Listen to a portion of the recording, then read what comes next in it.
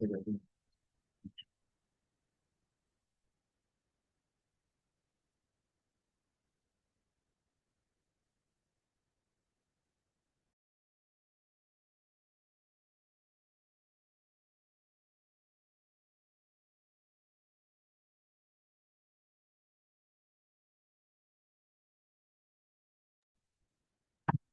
morning, everyone. Morning. Morning. From the attendees, can I just get some thumbs up that you're hearing me loud and clear? If you can do that. Hearing you well. Thank you very much, Roger. All good on my end. Lovely. So that was a quick test in there. And I will officially start. My name is Hayden, and I'll be Hayden Alleyne, and I'll be your moderator for today. So good morning and welcome everyone to this groundbreaking event hosted by the Shipping Association of Trinidad and Tobago. The budget was read on Monday, and immediately after that, we saw a lot of commentary and weigh-ins on what took place.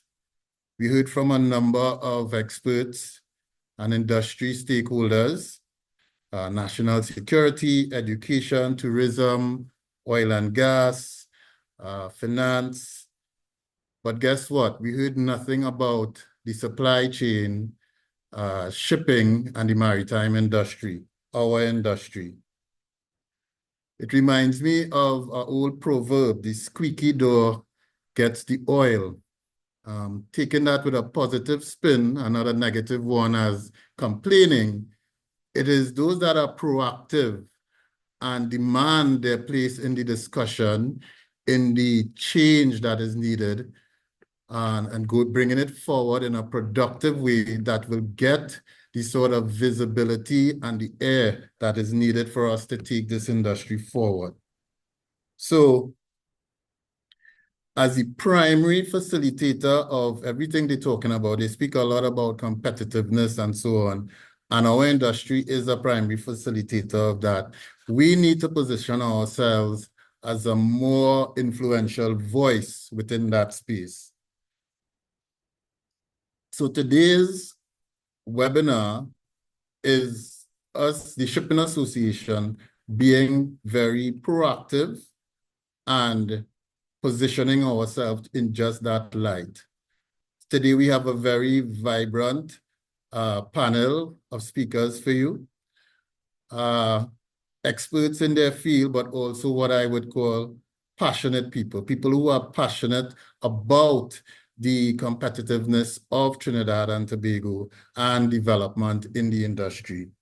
So we have four panelists for you today. We have Dr. Indira Sajuan, economist. She will be speaking. We have Captain Roel Badalu. Everyone knows him from our industry. Honorary SATT member. He will also be giving his point of view. We have Mr. Mariano Brown, CEO of the Arthur Lockjack Global School of Business. And we also have Mr. Bevan Narayan Singh, Managing Director of the Fair Trade Commission, and also a director on the Trinidad Investment Export and Promotion Agency. So all of them handpicked, and we also have a little bonus for you. In addition to these panels, the panelists who will be presenting and giving their point of view, we have, because we understand our industry spans a wide range of stakeholders, we got some of the representatives from the major groups. We have Mr. Barry Fackery, who is also on the panel. He will be representing the TTMA. Mr. Mark Sandy, he will be representing the Chamber of Industry and Commerce. We also have Mr. Sheldon Thomas of the Exim Bank.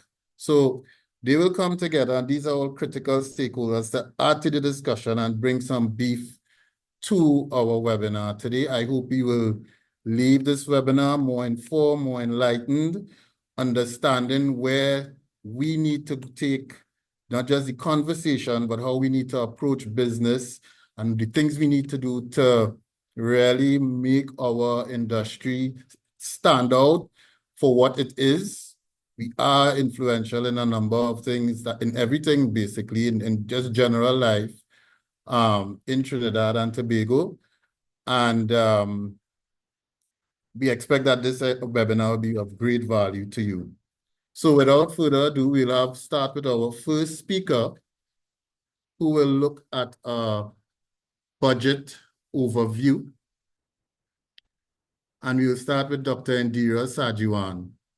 Dr. Indira Sajiwan is a specialist consultant in competitiveness and sustainable development with a specialization in private sector development, global value chains and economic clustering, and an adjunct lecturer in international trade and development at the Institute of International Relations, UE. She holds a PhD, MSc, and BA in economics from UE and several international specialized training diplomas in areas ranging from private sector development, oil and gas management, project management, innovation, value chain, and cluster analysis, and adult training in leadership and emotional intelligence. Dr. Sajiwan has done work in cluster and value chain mapping for development throughout the Caribbean, both at the firm and sector level, and her PhD dissertation focused on export competitiveness for Caribbean firms, empirically testing a model which sought to identify key sources of firm export competitiveness. Other distinguishing experiences worthy of note are the current president of the Trinidad and Tobago Economics Association, former executive director of the Caribbean Center for Competitiveness, UE 2011 to 2016, which culminated in a book, Competitiveness Through Global Value Chains, owner and principal consultant of Applied Learning and Solutions, a firm which specializes in cost-benefit analysis, strategic management, and corporate training in soft skills such as leadership development, team building, emotional intelligence, board member of major state-owned companies in the oil and gas sector, including the NGC, Atlantic LNG, PPGPL, NEC, and elected member of parliament. She also worked as a policy analyst in the ministries of finance and the economy as a special advisor to the Minister of Health. Indira is a well-respected expert facilitator and speaker at workshops and conferences, and commentator in the media on matters of the economy in Trinidad and Tobago and the wider Caribbean region. For over 25 years, she has been a rallying voice for economic diversification as an increasing imperative for sustainable growth and development of Trinidad and Tobago. Without further ado, and you could use your applause emoji, please welcome to the virtual platform, Dr. Indira Sajiwan. Thank you. Indira, over to you. Thank you very much, Mr. Allen. I mean, you didn't really need to read all of that in the interest of time, but thank you very much for that introduction. I can't enable my video on my own. It says that the host has to do it. So as well as I am not able to share my screen.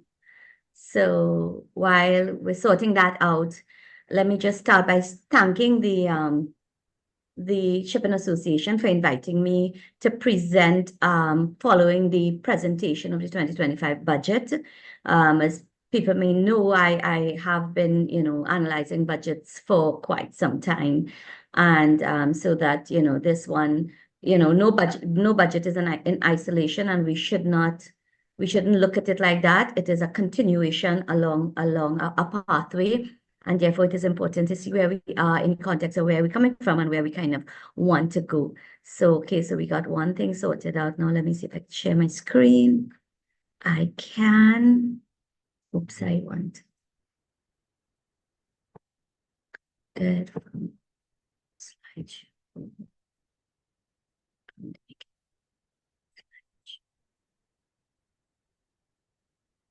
There we go. So yeah, so this is my I have a PowerPoint, and I will put a timer in the interest of time because there's a lot to say, and we and a lot of people to speak. So good. So in the 25 minutes that I have to speak, this is what my intention is. My intention is to focus on budget 2025, looking at its implication for trade and competitiveness, specifically because your sector, the shipping sector, your reason for being, if there wasn't trade happening between and amongst country, then there would be no need for a logistics hub industry such as shipping. So you're very important in that context, and also in the context that we are not an island unto ourselves. We live in a very interconnected world where we don't produce all that we consume, and therefore the need for shipping going back and forth is extremely critical. So I thought in that context, this kind of title would be important. Now, looking at the budget, I thought I would start, and for those of you who may not had the opportunity, just kind of give you some of the basic assumptions and the arithmetic of the budget. So this budget 2025 is premised on an oil price of $77.8 per barrel, US dollars that is, and a natural gas price of $3.59 per MMBTU. It is worthy to note that in the last fiscal year, the budget was premised on $85 per barrel of oil and on a $5 price of gas per MMBTU. Unfortunately, what happened is prices fell way below that, and therefore what we're seeing is a little bit more of a realistic assumptions based on where the price of these items are going in the international market, although the price of gas is probably still a little bit higher than the minister was able to realize last year. But it should be noted that if the minister prices exact, then his ability to tap into the Heritage and Stabilization Fund, if he requires, will not be available to him. The price of gas must be less than the real price must be less than 10% of the budgeted price for him to be able to tap into the Heritage and Stabilization Fund. So that said, I move on now to the arithmetic of the budget, and that's much better, right? Good. So how do I minimize the screen? Okay, there we go. So the arithmetic of the budget, and what I've done is I kind of put the arithmetic of the last three budgets. But if you look at the last column, which is 2025, what the minister is proposing is that he can generate revenue of $54.2 billion. He's proposing an expenditure of $59.7 billion, which leaves him with a deficit of $5.5 billion.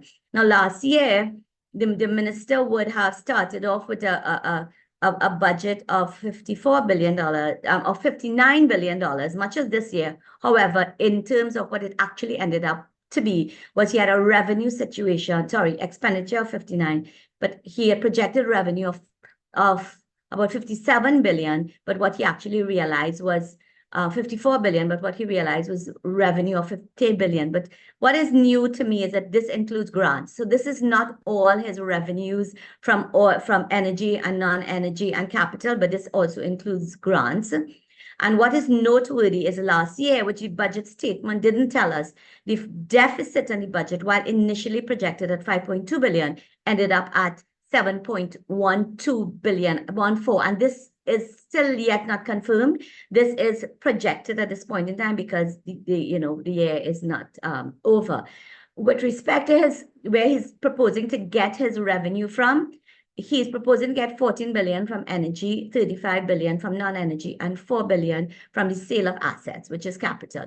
But look at the trend with respect to energy over the last 3 years. You will see that our revenue from energy has been declining over the last 3 years, and from non-energy, it has actually been increasing. So no wonder the minister spent a lot of time speaking to the issue of non-energy diversification, because that is where growth actually took place in the economy of Trinidad and Tobago. I thought it would be useful to provide you with what has been happening to our GDP, our real GDP growth for the last 3 years, and this is the first 3 years we have had positive growth following about a 9-year period of negative growth. 2022, we had positive real growth of 1.5%, easily explained by the Ukraine-Russian war, which pushed the price of energy products up, and we enjoyed some benefit from that. 2023 still an estimate at 1.3 billion, but please note it was initially projected at about 2.4 billion. So it came in much less, and we're forecasting growth in 2024 at 1.9 billion. Again, much less than was forecasted. But what we are seeing is that the energy sector has been realizing negative growth in the second column. In particular, oil has been realizing negative growth, 2023 minus 8.9%, 2022 forecasted at minus 3.6%. Natural gas 2023 forecast estimate at minus 11% and minus 0.5% for 2024. So the energy sector has really not been performing very well. The non-energy sector, on the other hand, has been growing. We see 2.1% 2022, 2.5 in 2023, 2.2 forecasted for 2024. But within there, and we need to understand within the non-energy sector, where is the growth really happening? It's happening mostly in this area called trade and repairs. And the major element there is the retail sector. Now, that's good news for shipping because it means that we are buying a lot from the rest of the world. And obviously, a lot of it is coming through the shipping industry. With respect to manufacturing, non-energy manufacturing, it contributes at about 16% of GDP, but that is largely because we have logged in to their petrochemicals over the last few years. It used to be at around 9%. So if we remove petrochemical, we go back to actually, I think, about 7%. So the manufacturing sector has been growing slightly, and 2024 forecasted at 2.4%. Within there, food, beverage, and tobacco is the major ticket item. And within there, if you look at this note that I have below, food processing grew by about 88% and drinks and tobacco by about 17.8%. Petrochemical, as I just mentioned, has actually been declining. No wonder, it's a derivative. It uses natural gas as the energy source, and we know that this sector has been performing at about 60% capacity because of the shortage of foreign exchange. Mining and quarrying, I didn't get the data for 2024, but construction, which declined in 2023, has actually picked up in 2024 and forecasted to continue to grow. And that, again, is good news for shipping because a lot of what is used in the construction industry is actually imported. So we're now not good. So the major allocations in the budget was much similar to last year. The ones that I've highlighted in red is where we have seen some amount of decrease. And in the case of national security, everybody expected that would be the largest ticket item, but it actually is less by about $800 million, but not significantly different. Agriculture, interestingly, even though the minister spent a long time talking about food security, talked about agro-processing and positioning this sector for significant growth, the allocation in the budget actually went down. So I thought, having given you a kind of snapshot of where the budget is focused in on, I would look at what are the trends that are taking place in international trade, because this is very important for shipping. Because if international trade is contracting, it means that shipping is obviously affected, as we saw happen during the COVID period, where we had significant supply chain challenges. We had agglomeration of major shipping lines. We had situations where containers were piled up in some ports and couldn't move because there was nothing to put into the containers to move it, which worsened the logistics problem. Now, according to the IMF World Economic Outlook, international trade will grow by about 3.3% in 2024. And this actually is a reversal of a slow trend. In 2023, international trade was flat. Before that, it was declining. So what we're seeing now is a resurgence in international trade, which is very good news. But according to UNCTAD, even though international trade is resurgent, we must be realistic to some the challenges such as the existing geopolitical issues. There are disruptions in key arteries of marine transport, from the fluctuating water levels of the Panama Canal to the security tensions in the Red Sea. So we have to be cognizant of what is transpiring there in these areas. In February 2024, for example, transit through both the Suez and the Panama canals was subdued by more than 40% and almost 50% for Panama. So that is some, and that caused freight costs to accelerate. And in Trinidad and Tobago, small island that is highly dependent on import, increasing the cost of freight is inimical to our competitiveness. We want that to be as competitive as possible. I also thought it would be useful to provide some information on what is happening with respect to global and advanced economies, because growth in these economies is what flips international trade. And the news is pretty good on this front. Overall, the World Bank expects global growth to be in the vicinity of about 2.6%, even though there are all these tensions taking place in the world. And this is good news. They expect it to stabilize and to continue moving forward. A lot of this growth is premised on the growth that has been taking place in the US economy, where it increased, it grew by 2.6% in 2024 from 2.5 in 2023. And there's the expectation that that is going to continue to happen. Recently, the Feds, you may recall, because it was able to bring inflation down, was able to reduce the bank lending rate for the first time since COVID. And this was done in large part because the high bank rate was starting to affect the labor market. And in order to protect and continue to grow the labor market, which is important for growing an economy, the Fed made a significant decrease on the banking rate. The Eurozone, we're seeing a little uptick in terms of positive growth, as well as in the United Kingdom. All of these, particularly the United States, for Trinidad and Tobago, it's our major source both for exports and imports. About 40% of what we import comes from the US, as well as 40% of what we export goes to the United States. So this is very important. We do export some to the United Kingdom and into Europe. So growth in these areas are very important. CARICOM countries, growth in CARICOM is also very important for us, because trade between Trinidad and Tobago and CARICOM is extremely critical. In fact, the CARICOM countries are one of our largest markets. And what we are seeing post-COVID is that we are seeing sustained growth taking place in the Caribbean region, which again is good news. Now, I am not really going to spend my time talking about the energy sector. I think I am on record saying that I believe that the government continues to put too much emphasis on the energy sector as our major food basket. And while I support the continuation of that initiative, I do not believe that enough is being placed on the diversification of the non-energy sector in order to grow it in a way where its contribution to GDP could be much more significant, and therefore we could see increased trade taking place between Trinidad and the rest of the world, not just us importing a significant amount from the rest of the world, but us having more and more goods that we can then be exporting to the rest of the world. The government is placing a lot of emphasis on the Dragon deal with Venezuela, and both the Prime Minister and the Minister of Finance is on record saying to us that the next couple of years are going to be difficult years, but don't worry.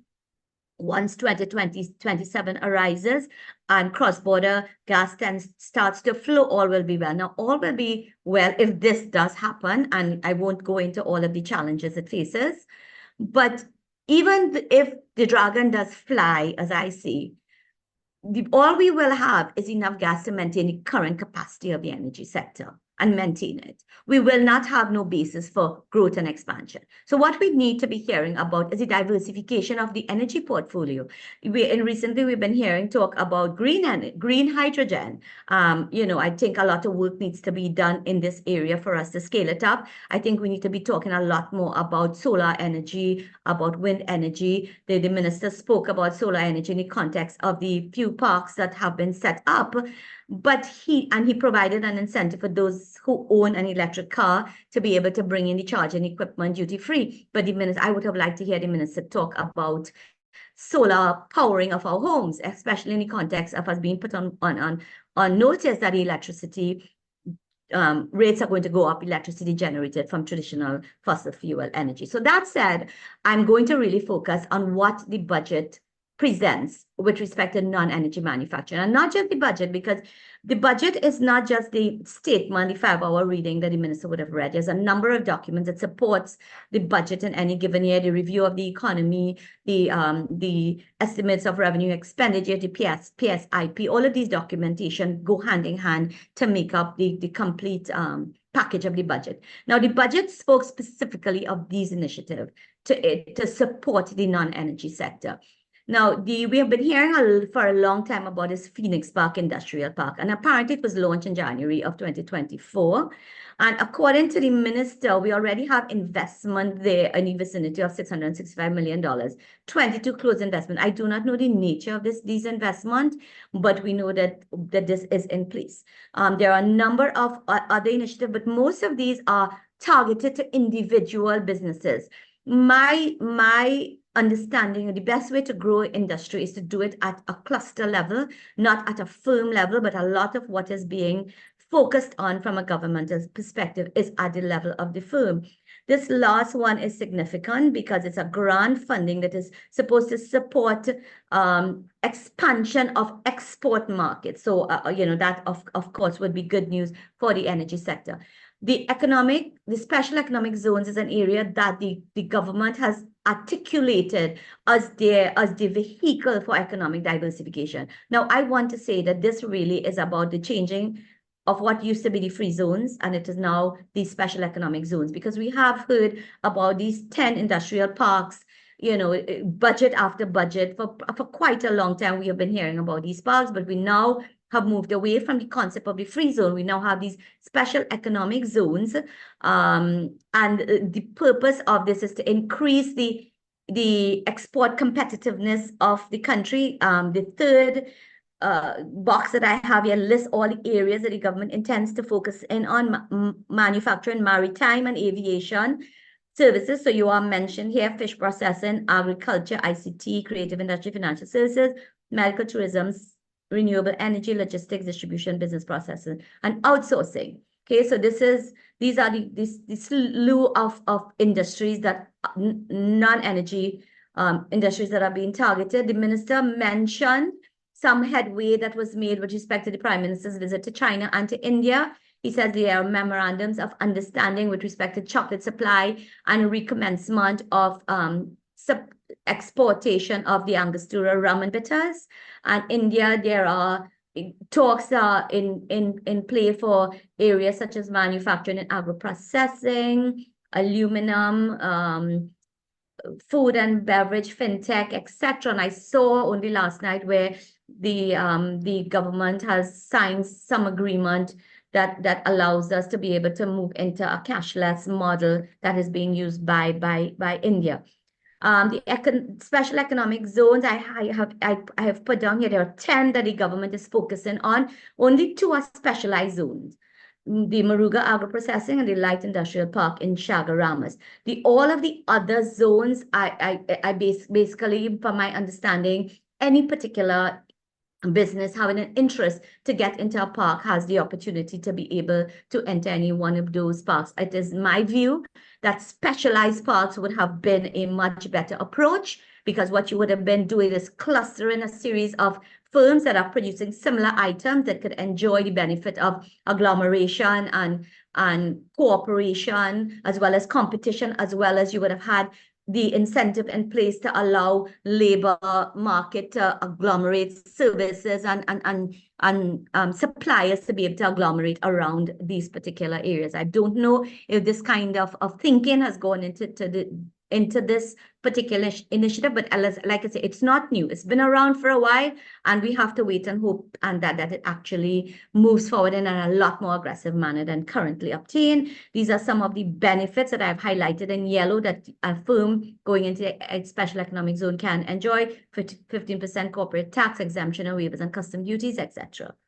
I singled out construction because construction and this whole list of projects that I have here have been mentioned in the budget.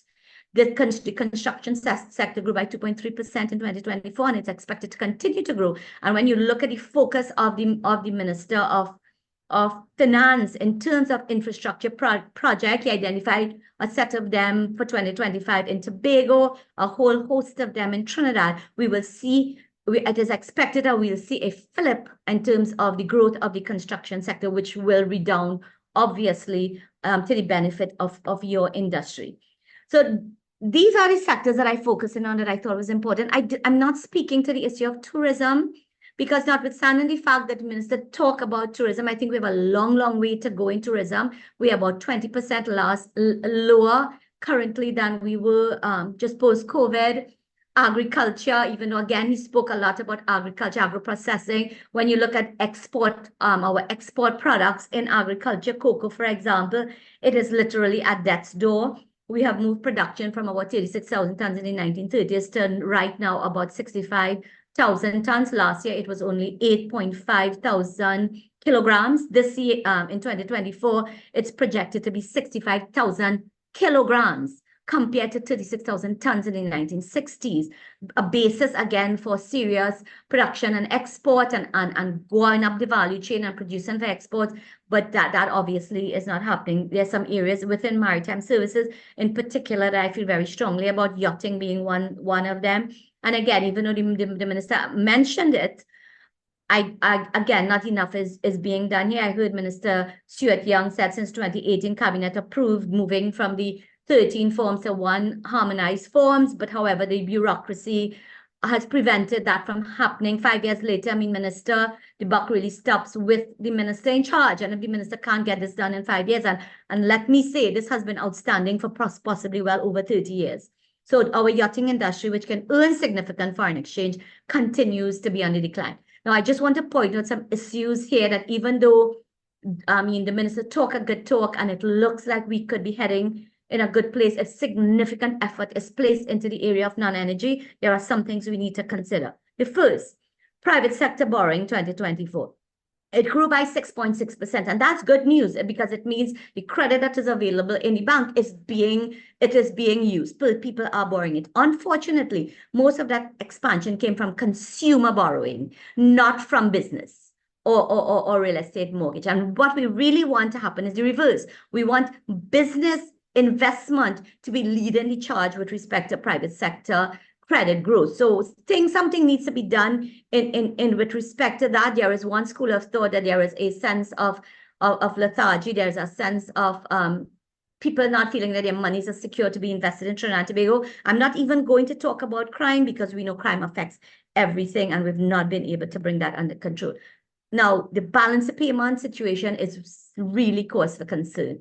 Between 2023 and 2024, we moved from a deficit of 47.8 million to a deficit of $736.1 million, which means that we are not selling sufficient to the rest of the world. Obviously, the contraction in the export of our energy product would be the major factor here. But this really speaks to how vulnerable we are as a country, and that we need to more aggressively focus on the development of other foreign exchange earning industries, so that this kind of deficit, we can reverse this kind of deficit. As we all know, food import bill is $7 billion. It was $6 billion a few years ago. It continues to increase. And while that augurs well for your industry, because it means you are bringing food in quite comfortably through shipping, but it's a problem for you if you're unable to fill the containers in order to leave the Trinidad and Tobago port and take it to other destinations. So we need a better balancing of this situation. I pulled out the Heritage and Stabilization Fund because those of you who listen to the budget will hear the minister boast of the fact that notwithstanding his 3 withdrawals in 2023, the net asset value of the Heritage and Stabilization Fund is actually more than at the beginning. It is actually now at 6.0 billion US dollars, even though he has withdrawn 3 times. But this is largely because we have done a good job at investing the fund, the money of the fund, because there was no contribution to the HSF in fiscal 2024. And this is noteworthy, because while we have taken out of the fund in order to deal with the shortage, the deficit in the budget, and we have used it in order to maintain the spending and the expenditure in the present moment, it means by not making contributions into the Heritage and Stabilization Fund, we are depriving future generations, and we are shortchanging the heritage aspect of the fund. So, kudos to those who are investing the fund, but we need to be able to see a situation where we are continually investing into the Heritage and Stabilization Fund. And finally, the issue of foreign direct investment. The special economic zones that the minister talked about is premised on foreign direct investment being a major source of financing for firms that come into this particular sector. But we have had a decade of decline of foreign direct investment inflows into Trinidad and Tobago. And that continues up to now. We need to focus in on what do we need to do in order to attract foreign direct investment. Obviously, the issue of crime would factor in very high, but it is more than crime. It is the ease of doing business. It is, it is the ease with which foreign direct investors can come here and repatriate their money. We operating in a situation where we have a significant shortage of foreign exchange. So all of these things are things that we need to fix if we want to see foreign direct investment start to come into Trinidad and Tobago once again. And in conclusion, then I'm not sure if I've gone out over my time, but I'm wrapping up now. Economic conditions are, in fact, improving in Trinidad and Tobago with respect to some variables. We are seeing the positive economic growth. The IMF, the CSO, the government is pointing us to the economic growth that is taking place, notwithstanding the negative growth in the energy sector. And I think that should signal to us that there is so much opportunity in the non-energy sector. And the issue of non-energy economic diversification needs to be given the same kind of aggressive action as we are placing in the energy sector. Interest rates continue to be low. The central bank has not increased the repo rate for quite some time. So the interest rate regime is low. The unemployment level by CSO figures is relatively low, but I want to say if we drill down in there, we will see that within the youth catchment, within the category, the age group, I think from between 30 and 40, the rate of unemployment is much higher than the overall rate in the country, and that is cause for concern. We have been able to bring inflation down. It is below 1% currently. Now, that's not good. We need a rate of inflation of about 2% because that is a factor that is needed for investment, to encourage investment. There are significant number of government grants and incentive in place, although I will argue that I believe it needs to be reorganized and retargeted in order to have better impact. But there are mitigating factors. The global challenges over which we have no control over, the price of oil, price of gas, war, the challenges the shipping industry is facing. These things we have no control over. Crime and safety, we do have, I believe, we need to have control over this, but we haven't been able to correct it. The issue of migration, we are losing a lot of our human capital to the rest of the world because they cannot find opportunity here, or they cannot deal with the issue of quality of life with respect to crime. The issue of contracting FDI inflows, the quality of the job market. It is a job market where persons are not seeing opportunities for moving up the ladder, for getting increased wages and salaries, while on the other hand, there are so much call being made on their small pockets in terms of paying out, that it is a significant challenge being faced by the average employee. We have an aging population. This is very, very real. In fact, this has significant implication for our national pension scheme, and we are not addressing that. And the budget was silent on that. I have it from good source that the failure of the minister's action of giving this increased waiver to businesses on NIS until December puts the NIB in a serious position in terms of its capacity to pay out pensions from now until the end of the year. What is being done to address that? We didn't hear anything in the budget. And well, of course, I've tied in already spoken to the issue of stagnating wages and salaries. So this is in a nutshell is my presentation. I hope that I have added value. I hope I have given you food for thought, and I am available to answer any questions when we come to that time. Thank you very much.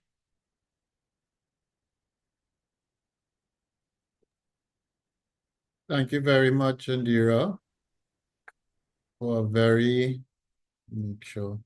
Thank you very much, Indira, for a very in-depth analysis of what is taking place, what took place with the budget, and the implications, particularly with respect to trade competitiveness.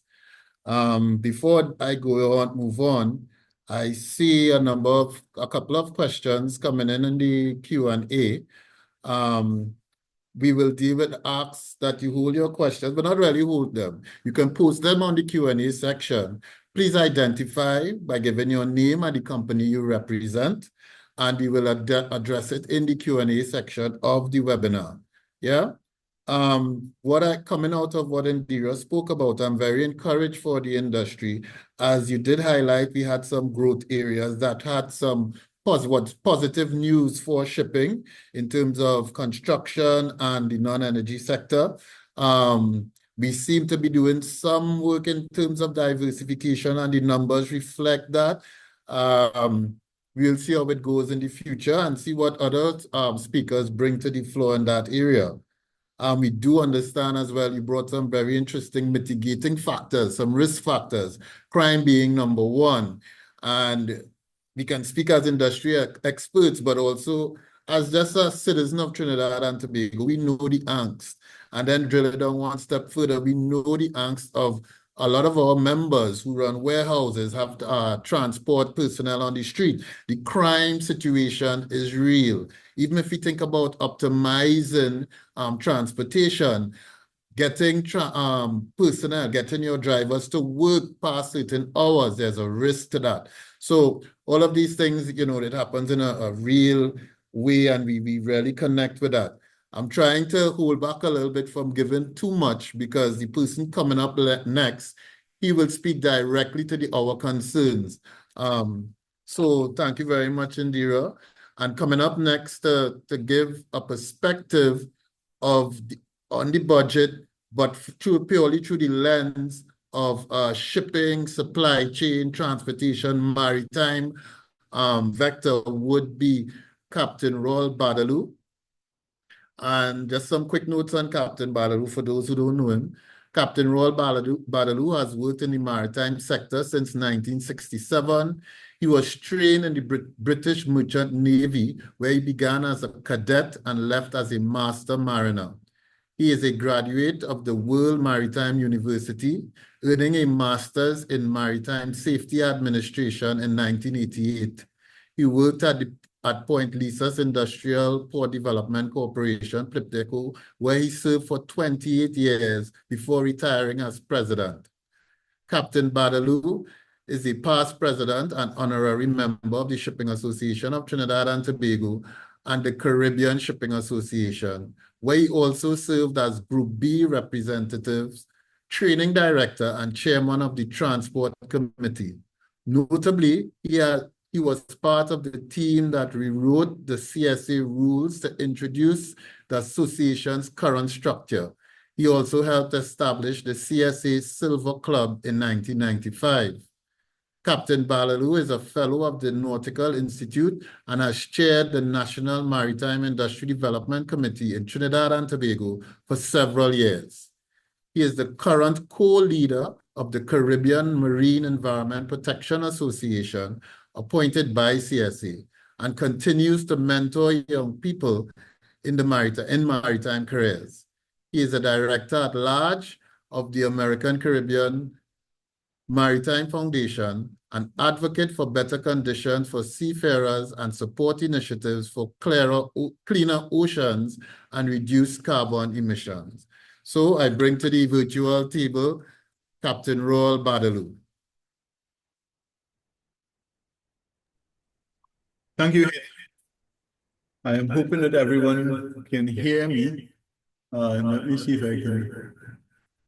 you can see me. All right, let's have a go here.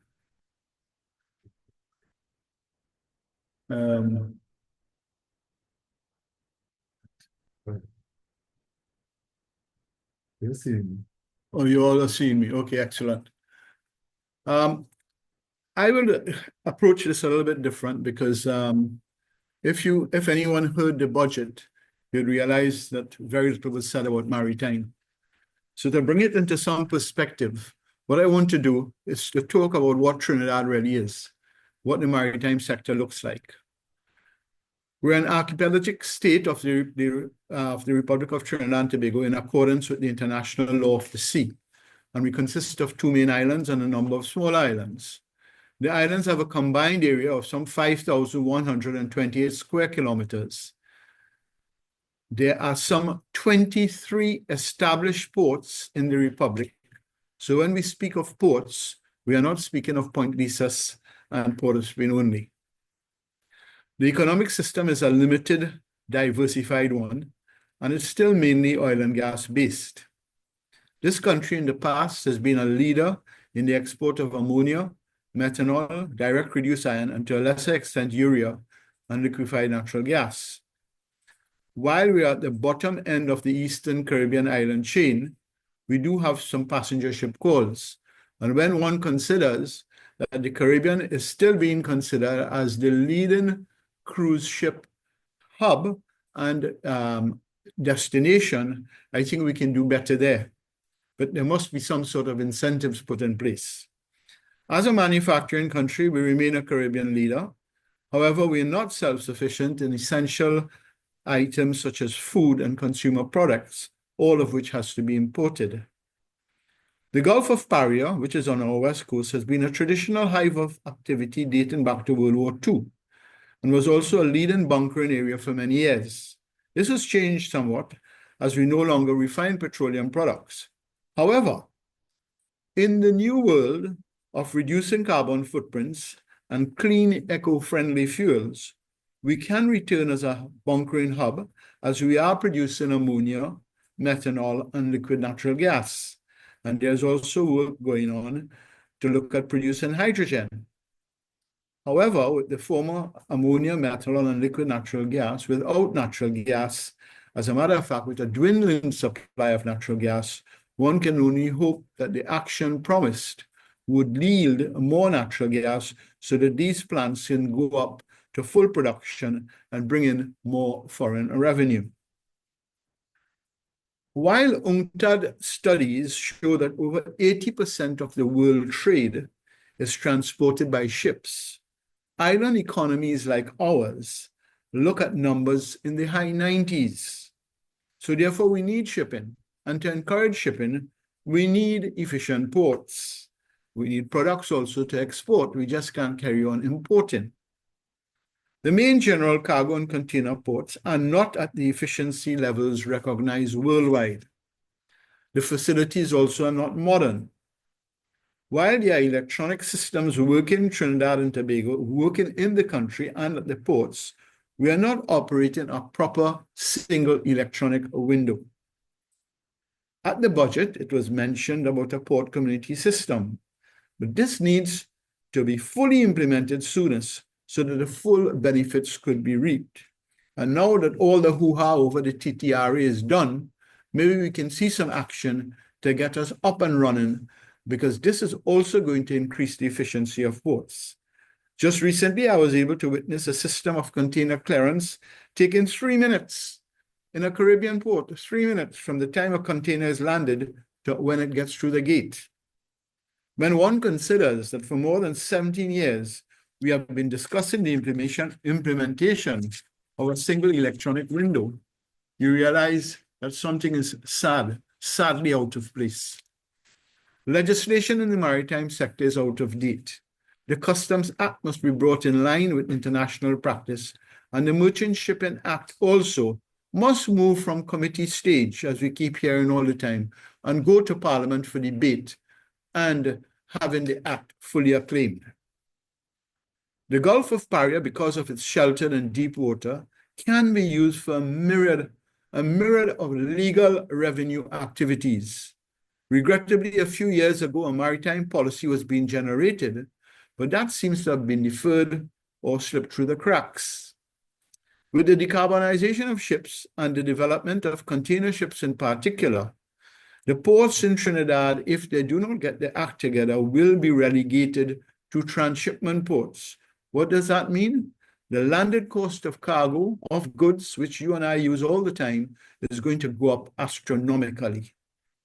Actions must be taken to get the ports green, and facilities must be upgraded to accommodate the newer vessels. Now, going to the budget itself, I would say it was an election budget, nothing new, nothing to hurt anybody, but nothing exciting to talk about encouraging investment, encouraging new things in our sector. Of course, when they drill down over the next few days, starting on Friday, we may hear more. As the minister said, the other ministers will be drilling down in their areas, and let's really hope there will be no new charges. The VAT refund for small businesses is great, and I'm sure a lot of shipping agencies would like that. But it's unfortunately, we've got to go back to bond issues for the larger businesses. Solar parks and school involvement in solar power is great. No duties, etc. on EVs, electric vehicles, and associated equipment is also great. But government needs to have a policy in place on what are we doing with depleted batteries and battery disposal. Particularly lithium batteries, if you want to look at refurbishing them, it's almost 6 to 8 times more expensive to get a depleted battery into a new one. Also, the footprint left by lithium batteries is humongous. We should be aware that there are very many abandoned vehicles at the ports, electric vehicles and hybrids, and no one knows what the status of those batteries are.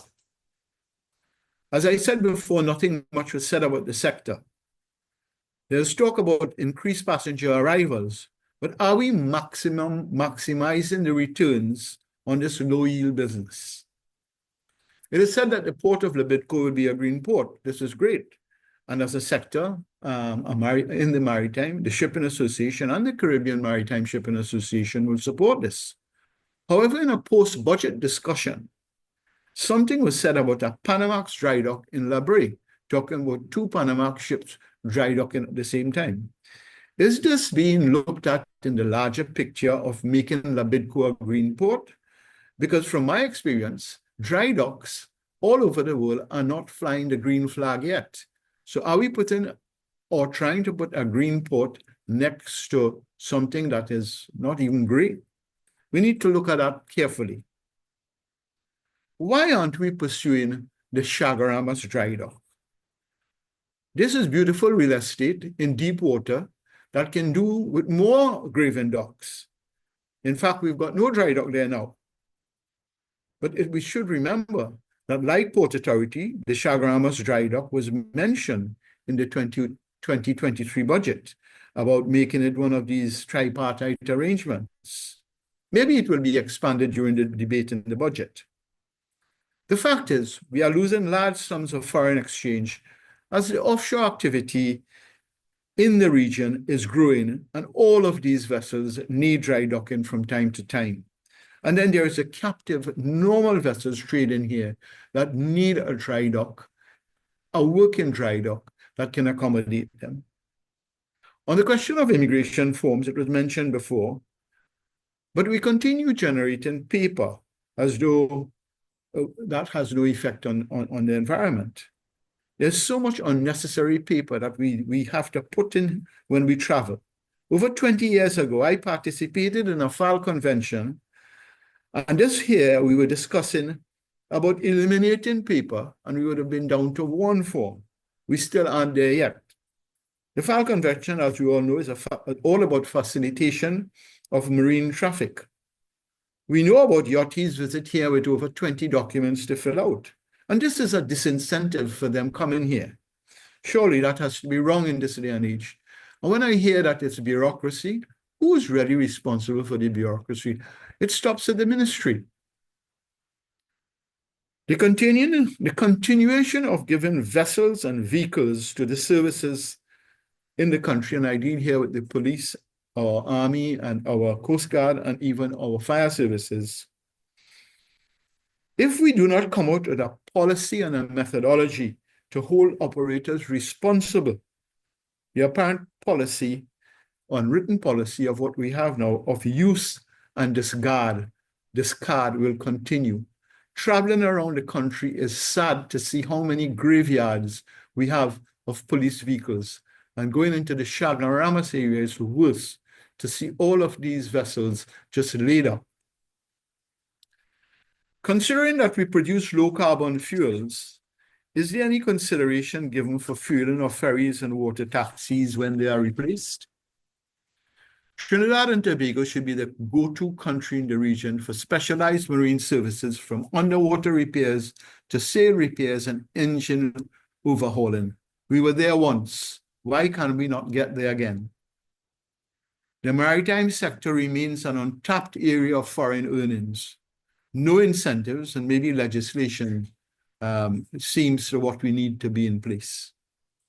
And let me close off by saying, while the unemployment level might be low, Indira mentioned that it is quite high when you go down to the young people level. The Drury and BIMCO talk about 100,000 personnel will be short on ships by the end of this year, and that is going to keep rising. We have young people who need to be put on these ships. We need to pursue these opportunities. We need a statement from the state. We need a mandate from the state to help us expand that. UTT and single individuals can't do it on their own. We need to make it a maritime policy in this country to get young people into gainful employment in the maritime sector. So thank you very much for listening to me, and I hope I've put some food for thought there, which will come up later on. Thank you again. Thank you very much, Captain Badalu, for a very in-depth and, as usual, authentic and honest take on matters at hand. Never holding back, and kudos for your diplomacy this morning. I know in our many conversations it is not as, but thank you very much. And you raised some very good points. Some of the areas that we see gaps, where we see maybe more lip service and less execution, and we are asking for more execution. The port community system is one of them. We met with Sorge. They did a webinar with some of our members in terms of how the system would work and so on. Sorry about that. I didn't realize I was muted there. Thank you. I'll start over. Thank you again, Captain Badalu, for a very authentic and earnest presentation on some of the gaps that we see in the budget when it comes to our industry.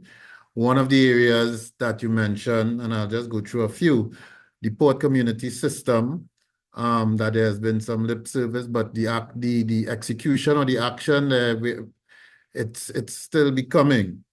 Sorge came and did a webinar and presented on how the system would work and how it would look like. But in terms of actual execution, we haven't seen anything there. We don't know how talks with stakeholders, the many stakeholders are going to bring them closer for this to become a reality. The TTRA, yes, they got the High Court judgment and so on. So we should see something there, and we await with a bated breath for action in that regard, because we all know how customs, it's an ongoing top line item on our agenda. He mentioned some excellent benchmarks where in other territories right here in the Caribbean, how seamless and timely processing of shipments and so on are done, and how we are so far from that. Importantly as well, the environmental issues, notion of a green port. And very importantly, to cap it all off, is really accountability. Who is responsible for this red tape that they're speaking about? Who is responsible for progressing all these ideas that keep coming to the table? And a working maritime policy, which speaks directly to building capacity within the industry.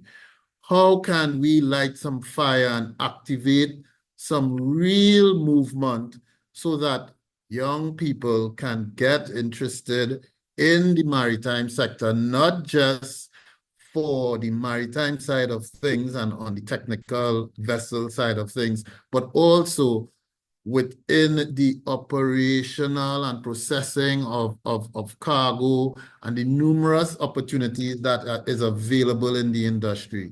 So we identify the gaps as the association. We are mindful of that and trying to address it in those strategic ways, and platforms like this will keep bringing it forward.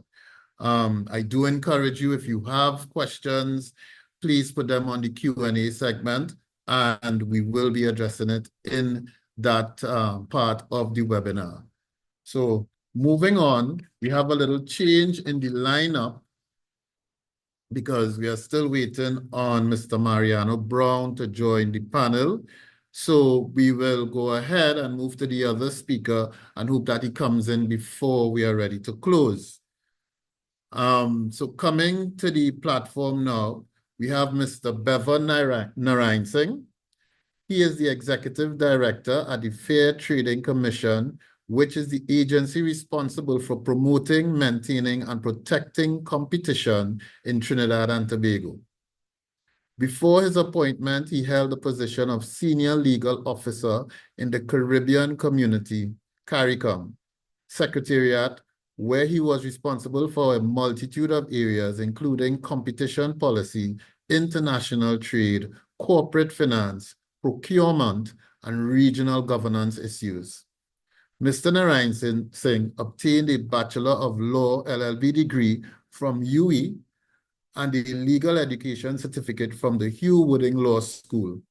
He is a former Fulbright Scholar and holds a Master's in Public Administration from Harvard University and a Master's in Corporate and Commercial Law, LLM, from the London School of Economics. Mr. Narayan Singh also presently serves as on a number of public sector boards and committees, including as a director on the Trinidad and Tobago Trade and Investment Promotion Agency and as a governor on the Trinidad and Tobago Heritage and Stabilization Fund. He has also previously lectured in international trade at the University of the West Indies Institute of International Relations and tutored in public international law at the UE Faculty of Law. Mr. Narayan Singh was also recently named a distinguished alumnus by the University of the West Indies Alumni Association in Trinidad and Tobago as part of UE's 75th anniversary celebrations.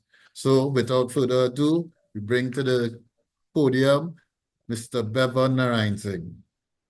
Thank you very much, Hayden, and good morning to my fellow panelists as well as the participants who are here this morning. Oh, okay. You're hearing me? You're not hearing me?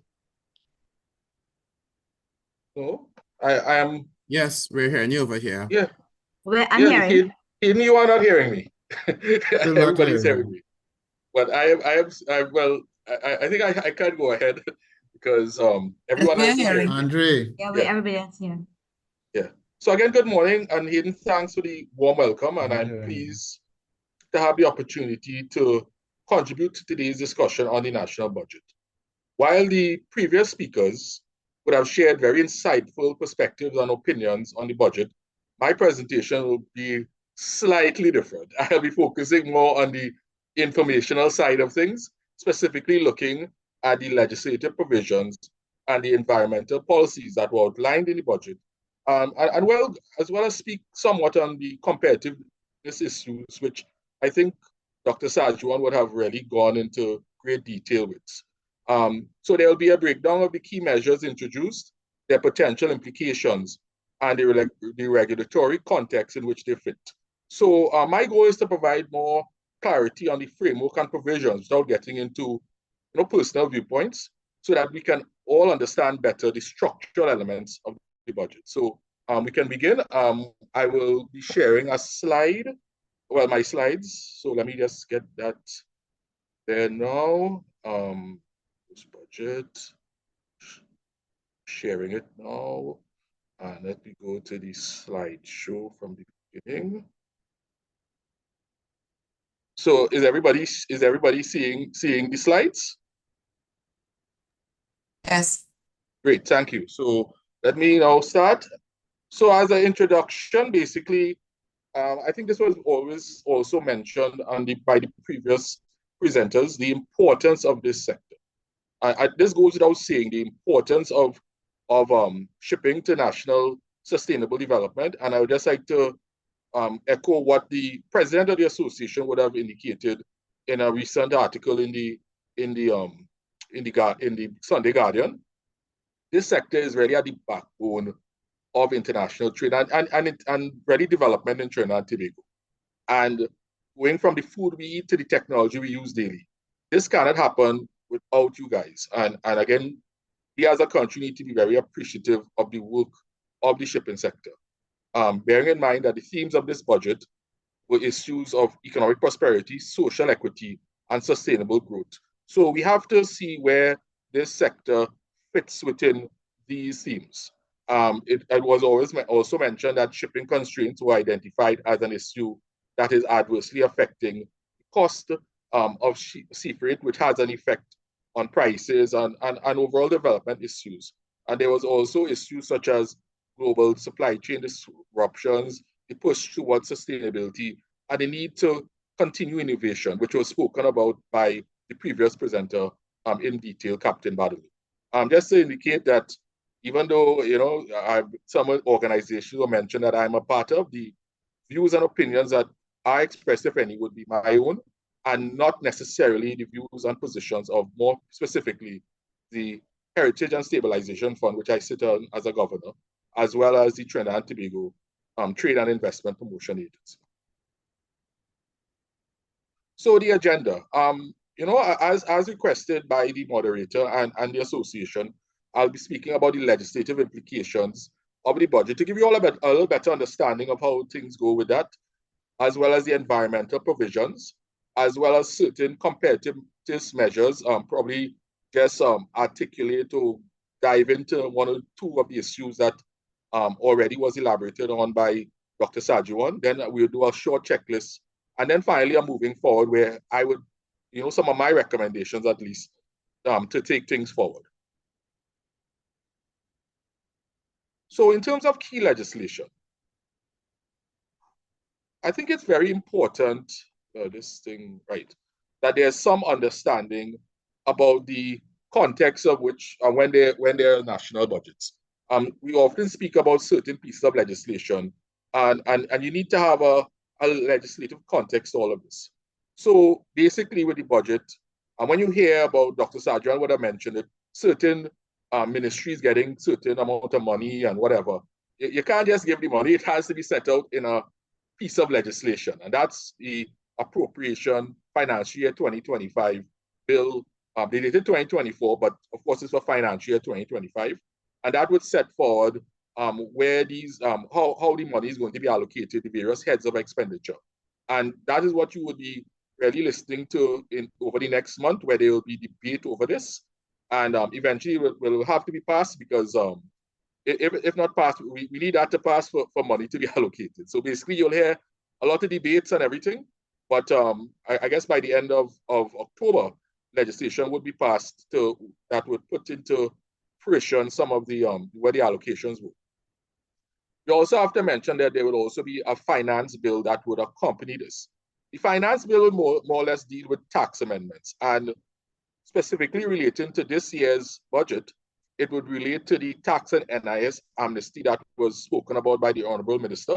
That will be now extended to the 31st of December 2024. And this would mean after this, the TTRA Act would then be fully enforced.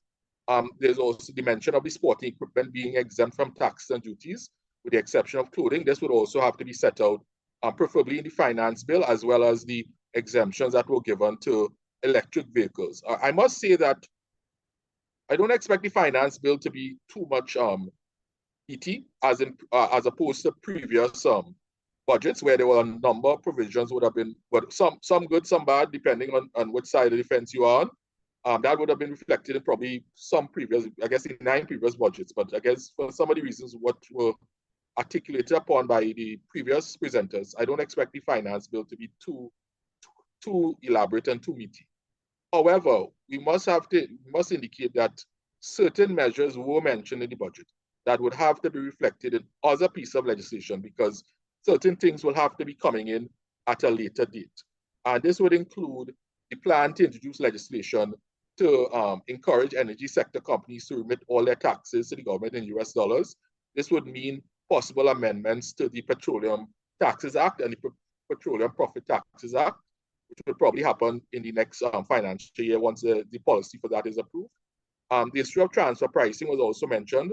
I think that the minister spoke about the need for that type of legislation because to encourage, not tax evasion, we're not going to call it tax evasion, but tax avoidance, so to ensure that that doesn't happen and to make sure there's arm's length transactions and persons are properly taxed, so there will be legislation on that. He also mentioned the passage of the Tax Information Exchange Agreements Act and the Mutual Administration of the Assistance in Taxes Matters Act 2020. So this would be expected to be fully in place in this financial year. And really the intention for that is to make sure that we are not on any blacklist by these international organizational agencies in terms of taxes. There's also mention of the operationalization of the Special Economic Zones Act, which Dr. Sadran also mentioned, and this is very, very important. And what one of the provisions in that would be, there's currently a 6-month transition period where companies will need to decide whether they wish to be an operated enterprise or a single zone enterprise. And why that is important, because there are different legislative and compliance obligations with respect to that designation. Mention was also made of the Gaming and Betting Control Act, which will be fully proclaimed in January 2025. And also, just to mention in passing, the Central Bank Deposit Insurance Order, where deposit insurance now has increased to $200,000 effective October 1st.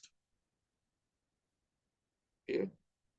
In terms of the environment, now, not much was set out in terms of actual provisions, but I think some of these issues that were dealt with are of significance to the general populace as well as the sector as well too. So the government has set a target to achieve by 2030, 30% of our energy needs via renewable energy power generation. So this would mean in the upcoming years, a number of policies to ensure that this really happens. And so it would mean that even if not in current financial year, but in future financial years, there would be provisions on more renewable energy power generation. Right now the government has a Vision 2030, and it's doing a lot of work with respect to making that a reality. So in that same light, they will try to do that with respect to the target for renewable energy power generation. And I did mention the taxes on electric vehicles, including charges, will be removed by January 2025. The minister also mentioned the work of the THA, who is trying to advance environmental sustainability through an environmental climate change and energy department. And he did mention that, and this could hopefully be something that some other ministries will be doing in Trinidad and Tobago as well. He also referred to the establishment of an interagency committee to design, issue, and evaluate a request for proposal for utility-scale solar projects. So one can see that a lot of work in renewables are being targeted to the solar project area.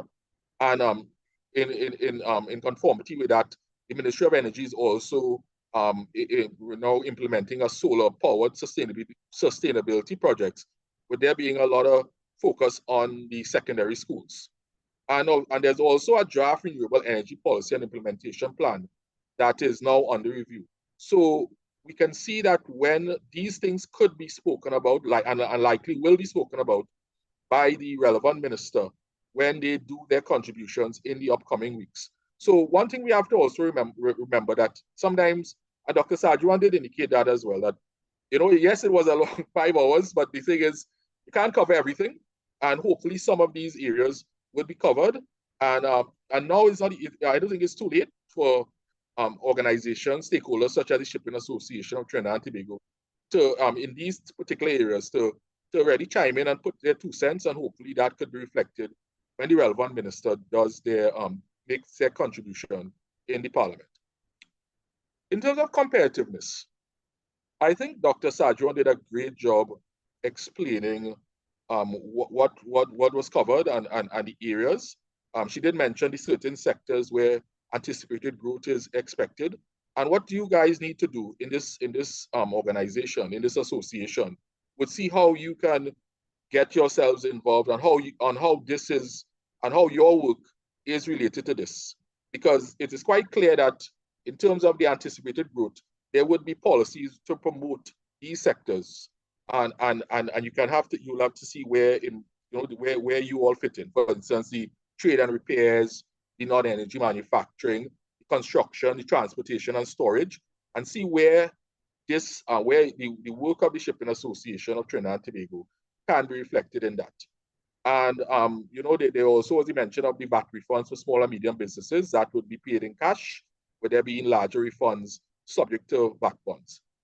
Now, there was also a commitment to cut out red tape, to ease, for some ease of doing business as best as you can in these circumstances. And mention was made of the TTRA would be a step in that direction to make the system of tax collecting and tax enforcement much more efficient. So it is hoped that when that comes into full operation, and that will be happening, mention was also made of the competitiveness of industrial parks, and Dr. Sajuan would have mentioned what these parks are and where some focus should be on. Mention was also made of the single economic window that I think was very important, again, for the ease of doing business and to really make sure that things go as efficient as possible. Also, a mention was made of the port community system. Now, you will have to decide how that could help your sector, but in fact, it would help, of course, in the clearance of goods and streamline the import-export procedures. And it is expected to go live shortly and be fully operational by September 2025. So this was the statement that was made. And, one of the things that if indeed this is very important to the work of this association, that is something you can hold the minister or to see where we are with respect to that. In terms of successes, the minister did stress on the work of TT BizLink. And again, the fact that it has tried to ease doing business and as well as cutting off the red tape. Now, I'd just like to also mention the Trinidad and Tobago Trade and Investment Promotion Agency. Now, as I indicated, I'm on the board of that agency, and that agency reflects an amalgamation of agencies prior that were doing separate work, basically, into now one umbrella organization, namely Export TT, Invest TT, and Creative TT. So with that now, we expect to be better coordination and a more efficient trade and investment promotion and trade facilitation and business facilitation system. Of course, right now there's a lot of challenges, as you would expect when you do amalgamate these agencies, but I believe that we and the board, as well as the staff that we will be hiring, would be able to do that in an effective manner. So I just wanted to mention some of that with respect to that, and of course I could address any questions that you may have with respect to that agency as best as I can. In terms of a checklist, I think it is important that you reflect, and I think that the previous presenter in particular, Captain Badaloo, would have gone into this. Did the budget, my time is up, but I have like a minute or two. Did the budget affect the future of this industry in a positive way? And I think that is up to you all to really have a discussion about. Does it encourage collaboration between important sectors? I think that in the second issue, I think it doesn't, but you have to see the tea leaves. You have to look at it deeply. You have to look at the document and to see how collaboration could be done. especially because certain sectors were identified, and these are somewhat related to the shipping sector. And it did address some issues such as new technologies and digital transformation. Mention was made of that, as well as the use of smart technologies. However, it's clear that nothing was said about more the modernizing of ports, and I think that was also mentioned by previous presenters. And of course, the need for there to be more public-private partnerships in the sector. And of course, nothing about the specialized training programs that are needed, because as Captain Balu would have articulated, this sector is very important, and it could be a source of employment, particularly for the youths of Trinidad and Tobago. So as I close, I'll just say moving forward, the future of this sector is dependent on a number of issues. And I think that the budget would have reflected a commitment to innovation and sustainability. And what you all need to do, and I know you do it, but I think you need to reinforce that, is to really be, continue the advocacy efforts, and where you bring your perspective to key policy-making initiatives. I know that the association is involved with the TTCSI, the TTMA, and other business, the Chamber of Commerce. But again, you need to use these other effective platforms to air your concerns. Also, if you sit on various ministerial advisory committees as well, because you need to make it clearer how important this sector is to national development. We know what it is, but you have to keep doing it. And again, try to link the sectors that the budget focused on with this sector. Try to also see if issues such as smart ports could be put into place. And in terms of my observations as well, there is a policy right now, but it needs to be properly implemented for the regulation of shipping agents, where there will be a robust framework and proper licensing standards that will ensure proper governance and efficiency. We also need to do some work with respect, I don't know, with respect to you guys, but definitely, I know the Customs Brokers Board needs to be reestablished. I think if I'm not mistaken, the last board expired late last year. So I think that will also help with the sector as well. And there's also the shipping bill. And hopefully that, I know that's before a joint select committee, and hopefully that could have some types of improvements going forward, and that coming into law very soon. So with that, I would like to thank the association for the opportunity to present. And of course, if there are any comments, questions, issues you may have, I will try my best to address them. So again, thank you very much. And thank you very much, Bevan. It was being very informative and also forward-thinking, giving us some definite food for thought in terms of the direction the association and the industry should be taking, some of the strategies and things we should be looking to focus on, so that we can get the development within the industry we are looking for. So thank you very much for that, sir. I do understand, and I see here in the main meeting room, Mr. Mariano Brown is there. We have been trying to switch you over, sir, but you're so diligently and fully engaged and engrossed. Okay, he's here now. Okay, wonderful. So I understand you've moved you over, so we'll continue. Yes, just to go back to Bevan, some of the key points, which were very encouraging, Bevan. You spoke about continuing the advocacy, and we know the association is always in that frame, connecting with other stakeholders and trying to see how we could influence the bigger conversation. Self-regulation and standards within the industry. You mentioned that as well, and that is one of the top of the line ticket items for the association. So we are encouraged to hear that you mentioned that as one of the impericles for the association. In terms of competitiveness, we know that port capacity, national port capacity, is something that has to be addressed. There has been talk of a public-private partnership with and sort of restructuring of the Port of Spain. We haven't heard much. We didn't hear anything of that really in the budget, which was something we were really looking forward to, because every day for a lot of the agents and so on, shipping lines who are part of the webinar today, that's a big item, and we heard nothing of it. But thank you very much for bringing those, just reiterating some of the things we know to be true and that are already entrenched in the strategic plan of the Shipping Association. So I will move on to our next speaker. So like I said, there was just a changeover in the order. And coming to the podium now would be Mr. Mariano Brown. He is the managing partner of Leader Management Services Limited, a multidisciplinary management consultancy practice. The firm advises on issues dealing with strategic planning, financial restructuring, and corporate turnarounds. Mr. Brown has considerable experience in the financial services sector in the region and has arranged several private sector funding placements. He served as managing director of 2 commercial banks in Barbados and held senior management positions in the banking sector in Trinidad and Tobago. He read for an undergraduate degree in economics at the University of the West Indies and an MBA at Manchester Business School.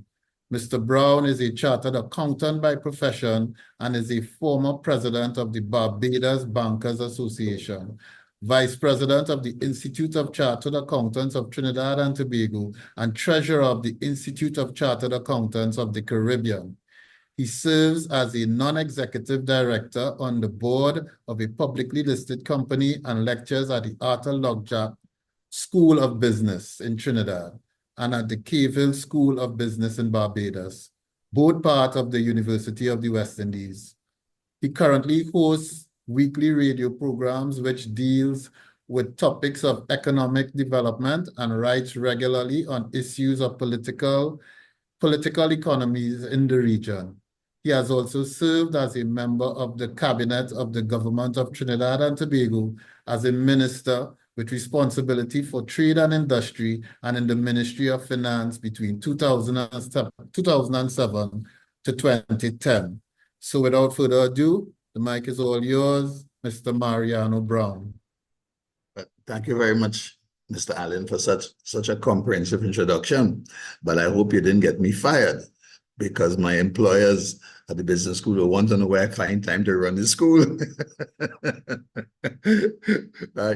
I think it's an old resume, but suffice it to say that I'm the CEO of the business school. So I don't necessarily do all the things that is included in that particular introduction. I was pretty glad to listen to all the positive points made by Mr. Narayan Singh and Indira Sajiwan Ali with respect to the budget, the operation of the budget.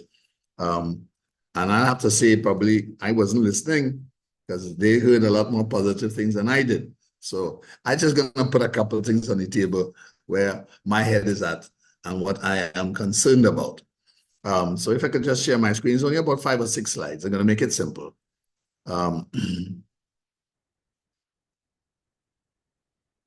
Right, and in essence, what we're talking about,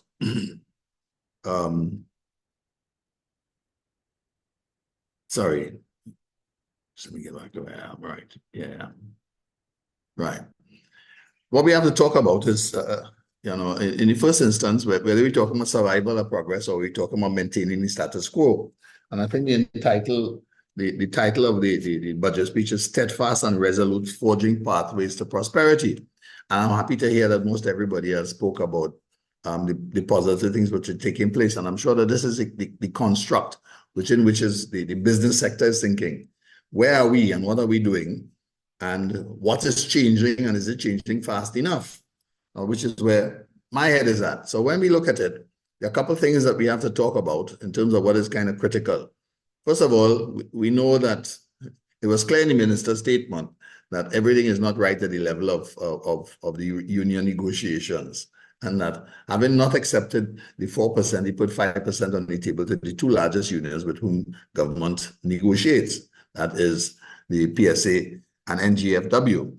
So where is that going to carry us? And the fundamental issues, where is it eventually going to be settled, and how much is going to cost? Now, those things were kind of put away in the budget speech, not real serious issues to be talked about and so on, but they are serious issues, right? Because the government came into position in 2018 2015, complaining about a negotiated settlement that they didn't have the money to pay, given the way the financial situation had settled. So, okay, so going to ask the question, where are we where that is concerned? The other thing that lies in the shadow, in the shadow of diversification, sorry, we moved a little too far ahead in that one. In the shadow of diversification has the issue with regard to international pricing as well as supply challenges. I'm not going to argue over the pricing that is used in the budget. You know, nobody really knows the future. So you peg a price, but the bottom line is what we do know in business is when you have a budget, then you have to live in accordance with that budget, and you must do things to make that happen. And the real issue within any firm, any organization, is leadership. Where are you going to carry us and what are you going to get done?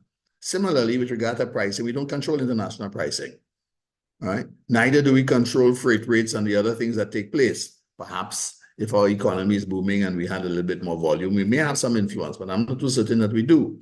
So the key thing that government really controls is in the bottom right-hand corner, the ease of doing business, taxation and regulation. Those are the critical issues, right? Ease of doing business. And whilst there's a lot said in the budget speech about the ease of doing business, that is not my experience. And I don't know if the business sector wants to support or disagree where that is concerned. Now, the other thing that also one would want to pay attention to, right, is this. And we're moving from right to left, right? What is the one thing that strikes you in the top line? A high degree of variability. A high degree of variability. Right? We move from $46 billion to 34 to 37, up to 54 to 56, down to 50, back up to 54. Right? Well, if we were to go back a little bit, and we were at the beginning of the term in office, right, the revenues were very depressed. Have we changed? Well, we couldn't change very much. But the bottom line is that we're dealing with a revenue situation which is very volatile, and we've had to adjust our expenditure position down in terms of the next line. It has varied, it has moved very widely from 50 million to 53 to 49, then back up to 59. Right? So the tendency has been to increase the expenditure profile. And we increase the expenditure profile when we have more revenue, which of course puts us in a budget deficit situation. We can explain away 2020 and 2021 as a result of COVID. So the state had to pay, notwithstanding its very subdued revenues at that stage, it had to pay and spend and increase government debt as a result. So we had significant deficits. The point is, when we run those significant deficits, and we go back over the last 16 years, the ministers recognized it in his affidavit of June the 3rd. He identifies a number of critical issues. First of all, the revenue situation as a result of international prices for energy. And he recognizes it as a significant factor. He talks about the high level of borrowing and the need to be judicious, if not conservative, and to manage his fiscal position. Well, your fiscal position is a result of what revenues you have. So if you're not in control of your revenues, you're not in control of the international situation, then you have a high degree of volatility. And in the process, what has been happening is our international debt, as well as our national debt in general, has been high and rising. So we've had some numbers which have been going up. Now, they've also changed the same way that we've changed the way we account for manufacturing, and that the petrochemical sector is part of manufacturing. We've also changed the way we account for the national debt. So the national debt and the net, well, sorry, this one is the national debt is shown in this ratio, right? Where we start off with a low base of going back to 2014 as approximately 36%. That's a function of the amount of the revenues that we had over that period. The prices had increased substantially between the period 2011 to 2014 and then dropped. And as a result, you can see that our budget is going up. Now, what's missing from this picture is state enterprises and guaranteed debt. So this picture is probably the best picture you could get, because it takes out and it removes from consideration what is the position with regard to our guaranteed debt position. In other words, the other obligations which fall on the state. That, when it was last reported, was about $30 billion. And that substantially changes this graph. I have put in the official numbers, which is reported in the review of the economy. If I were to change those numbers, then we would be reaching and topping something in the region of another 20% you could add on to that, so that the debt to GDP ratio in September 2024 is closer to 100%, not 79. So the change in the method of reporting has also basically dropped these ratios down. Right? And if we were to basically rebase it and to use the numbers, that is the guaranteed debt, our debt to GDP positions are a lot higher. The point about this is that the volatility in revenue and the volatility in expenditure tends to be higher than revenue all the time. In the last 16 years, we've obtained one budget surplus, and that was a fortuitous development, and that was in 2022 or 2023. Why did that happen? Well, because energy prices were higher than we had estimated, and our collections at the end were more than we anticipated. Now, in between all of that, and I haven't graphed it, what we have had is rising expenditure, which has been averaging about $30 billion in subsidies and transfers. 11 billion of that 32 billion goes to the households, and another 11 billion approximately, right, goes to between state enterprises and statutory boards. And the other $10 billion is a mixed bag of tricks, right? Some of it includes transfers to the heritage. One includes the transfers to the Heritage and Stabilization Fund of $1.5 billion last year, I think, and another $1.2 billion which went to the Infrastructure Development Fund. Now, the point I make in all of that is that we go back to the variability in revenue. And a lot of the things that we are projecting in terms of the movement in the non-energy sector and so on, the fundamental issue from a management perspective is it taking place fast enough? That's one. That's the key issue. Is it taking place fast enough? And is it sufficiently large to make a difference? Because when the minister talks, and he pointed out in his affidavit, he talked about his considerations being the borrowing, the total amount of borrowing. He talked about the question of his reserves. He talked about the issue of the credit rating agencies. Now, Trinidad and Tobago, there are 3 international credit rating agencies. When the minister talks and he talks about international grade credit rating, he's speaking of only one agency, and that is Standard & Poor's. The other 2 agencies have us as below investment grade. So we have 2 out of 3 that have us on the downward slope. Why? Mind you, they said that we're stable as a result, and there have been some positive issues in terms of the response of the non-energy sector. But is it enough? And is it taking place at a fast enough rate? Now, those are the 2 fundamental questions. Right? The budget speech did not tend to anything along those lines. In fact, if it had said anything at all, it said that we have to delay consideration of any positive developments in the energy sector, which was critical to our revenue. All you have to do is to look at the revenue numbers. The variation in the revenue numbers tells us everything, right? Between 46 to 34, back up to 50, right? But the expenditure number down at the bottom is pretty consistent over the last 3 years. We're saying somewhere between 57, 59. And the revenues is fluctuating between 55 billion, 54.6, 54.6, right? 50 billion in 2024 before it rises again in 54 billion.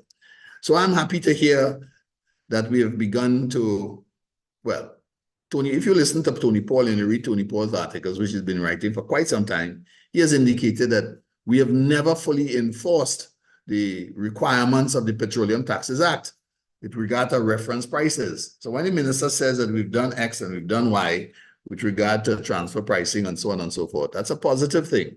But the answer is that it always existed in the law. We've never implemented it and we've never managed it, or at least we haven't in the last 15 years. Now, that's a significant issue. That has to do with management will.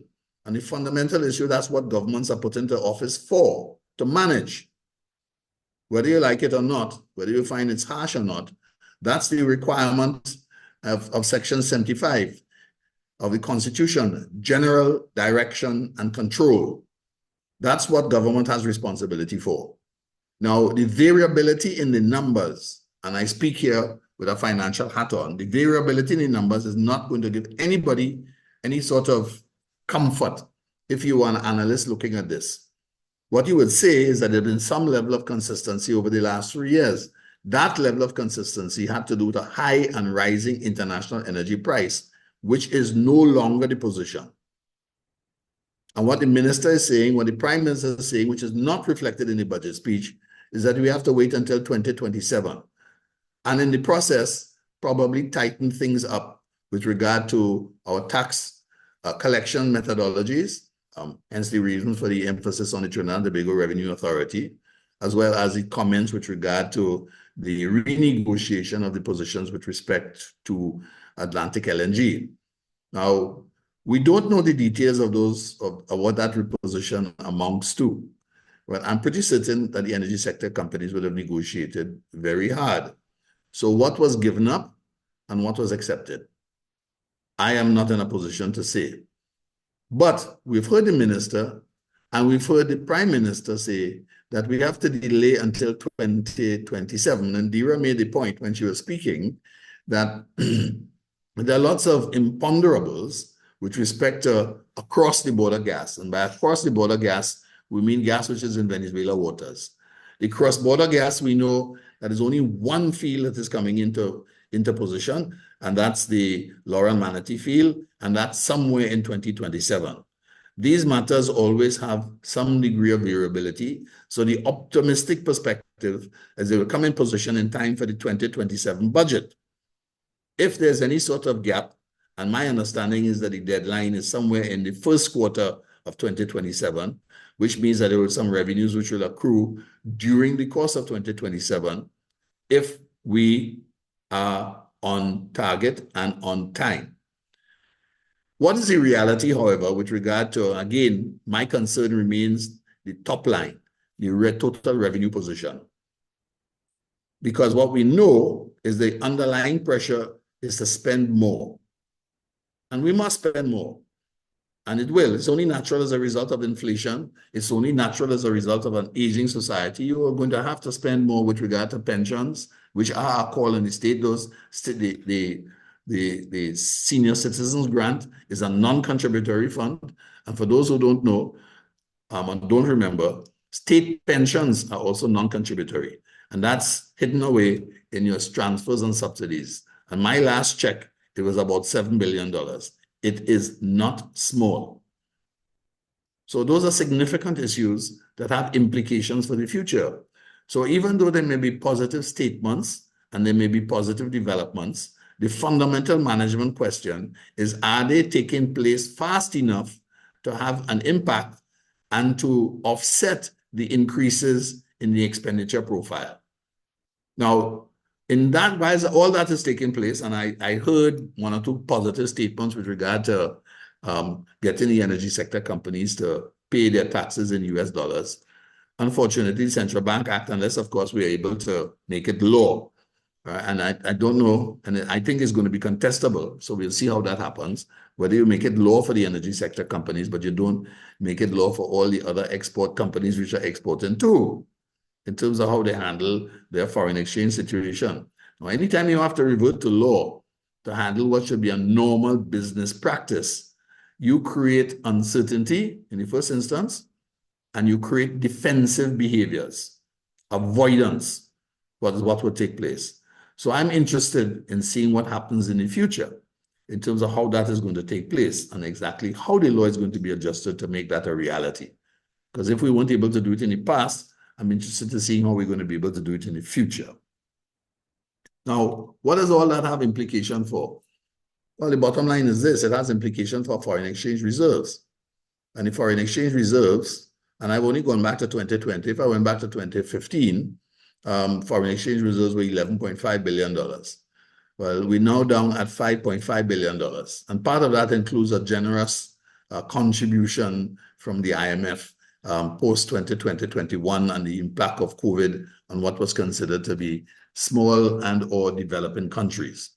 So remove that, and that number is a lot weaker. So there are positive things in the financial statement, but as any manager knows, There are positive things and negative things which are happening all the time. The critical issue is how we manage our time and how we set objectives and whether we're able to make those objectives stick. Now, if we are to look at the digitalization aspect and the changes where that is concerned, you would have to say that our objectives haven't been particularly strong. If we had to go and look at CSO and say, for example, when he came into office, the minister had great problems with the numbers provided with CSO, the fact that there weren't numbers. Well, this year's estimates are done by the Ministry of Finance and not by CSO. Where is our National Statistical Institute after 9 years? So that's another issue. If we are going to manage those numbers, then by definition, that has to do with leadership and political will. And if after 10 years, some of the basic things that you said that you're going to do have not been achieved, then you're going to ask, why is it going to change in the next 10? And unfortunately, that's my position with respect to the budget speech. There's a lot of positive statements. There are a lot of defensive rhetoric with respect to what happened over the last 10 years and what we did to manage things and so on. The reality is that some things we didn't do fast enough. And if we are to speak in terms of business confidence and the business environment, the one single number that we have to look at is our murder rate and serious and violent crime. And that isn't going down quickly. And it didn't go down when we spent more money. It didn't go down when we bought more cars, and it didn't go down when we put more people in the street. So there's issues with regard to methodologies, and there's also issues as to whether we are doing the right things and in the right time and in the right sequence. And if we have to look at that, the one statistic that jumps up, that is a long-term statistics. I haven't addressed the issue of the aging population. I haven't addressed the issue of national insurance sustainability, all of which are matters which, again, we have kicked the can down the road. And to my mind, the budget is not about steadfast and resolute. The budget is about kicking the can down the road. And that, unfortunately, is where I think we are. We are delaying serious decisions. We are talking about the things that we are going to do, right? And we put in no time frame on when they will get done. And unfortunately, we can't expect too much to be done in the course of the next year, because the next year is a campaigning year. And that's what this budget speech is about. Thank you very much, ladies and gentlemen. Thank you very much, sir. And I don't think your employers will be too worried about all the portfolios listed. I think on contrary, your perspective was very, very unique. And in a sense, if I were part of a team looking to solve a very difficult problem, I think your perspective is just what you need to sober people down and understand that maybe, hey, the picture that is being painted, it was one of fortune and luck, and not necessarily because of true performance. And that, if that is a reality we must face, that is a reality we have to face. You spoke about some very intriguing, enlightening parts of if I have to reference enlightening parts of your talk, bringing leadership to the front of it, which speaks to execution, the desire and the will to make things happen, to meet your objectives, and not just some PR blitzing so that people could walk, just turn away, okay, this is what is being done. In reality, there must be some action. So I appreciate your unique perspective and really sobering. So thank you very much for that. Didn't remove the screen. We will move on to our next part here, going into the question and answers, the Q&A segment. And I will open the floor first and foremost for those of you on the expert panel to direct any questions on behalf of your group, the group you represent, to the panel. And then I will read any questions that came in the wider forum in the Q&A part so that we can get a lively discussion going. So anyone from the expert panel, we have representation from TTMB, the Chamber, from Exim Bank. I didn't hear much about Forex, so I expect some dialogue there as well. Hi, good morning, everyone. Mark Sandy, TNT Chamber of Industry and Commerce, Manager for Trade and Business Development. Excellent discussion so far. A lot of food for thought, a lot of in-depth insight into the budget, and a lot of things that may not have come forward before that have been brought to light by this discussion. So thank you to the Shipping Association for arranging this session. I want to start off by directing my question, well, my first question to Mariana Brown. Thank you so much for your presentation. It was very impactful. As a Chamber of Commerce, and I think you asked, indirectly asked the question as to whether we have been seeing improvements in the ease of doing business as a business community. I would like to stress that despite the fact that a lot is happening in the digital space in terms of digitizing government services, there has not been any material improvement in the ease of doing business. And in some respects, there has been a decline, right? So I wanted to specifically ask whether you are of the view that with the impending TTRA, as well as the much discussed port community system, which is supposed to be launched next year, whether you believe that those developments will move the needle significantly as it pertains to the ease of doing business. And then, of course, there is also the already implemented Trinidad and Tobago Trade and Investment Promotion Agency, on which one of the panelists sits as a director. I want to understand whether you think that these developments will move us forward in terms of the ease of doing business. So over to you. That question directed at me? Yes, sir. The answer to that is no. I think that's quite the opposite. I think we've cluttered things up. We still have, for example, let's just take a simple thing. It doesn't affect as many people, but it does affect some. So let's just take, for example, the anti-money laundering, what they call PEP, PEPs. Well, PEP is like what you call it, is like a death sentence. If you were ever a person that sat in parliament or you sat in any government committee, you constantly have to answer questions, which in a sense, and you've been out of it. I've been out of it for more than 10 years, 14 years, right? But I'm still considered a PEP. Right? I don't hold any political position. Now, I can't find that anywhere in the Act. It's not in the Act.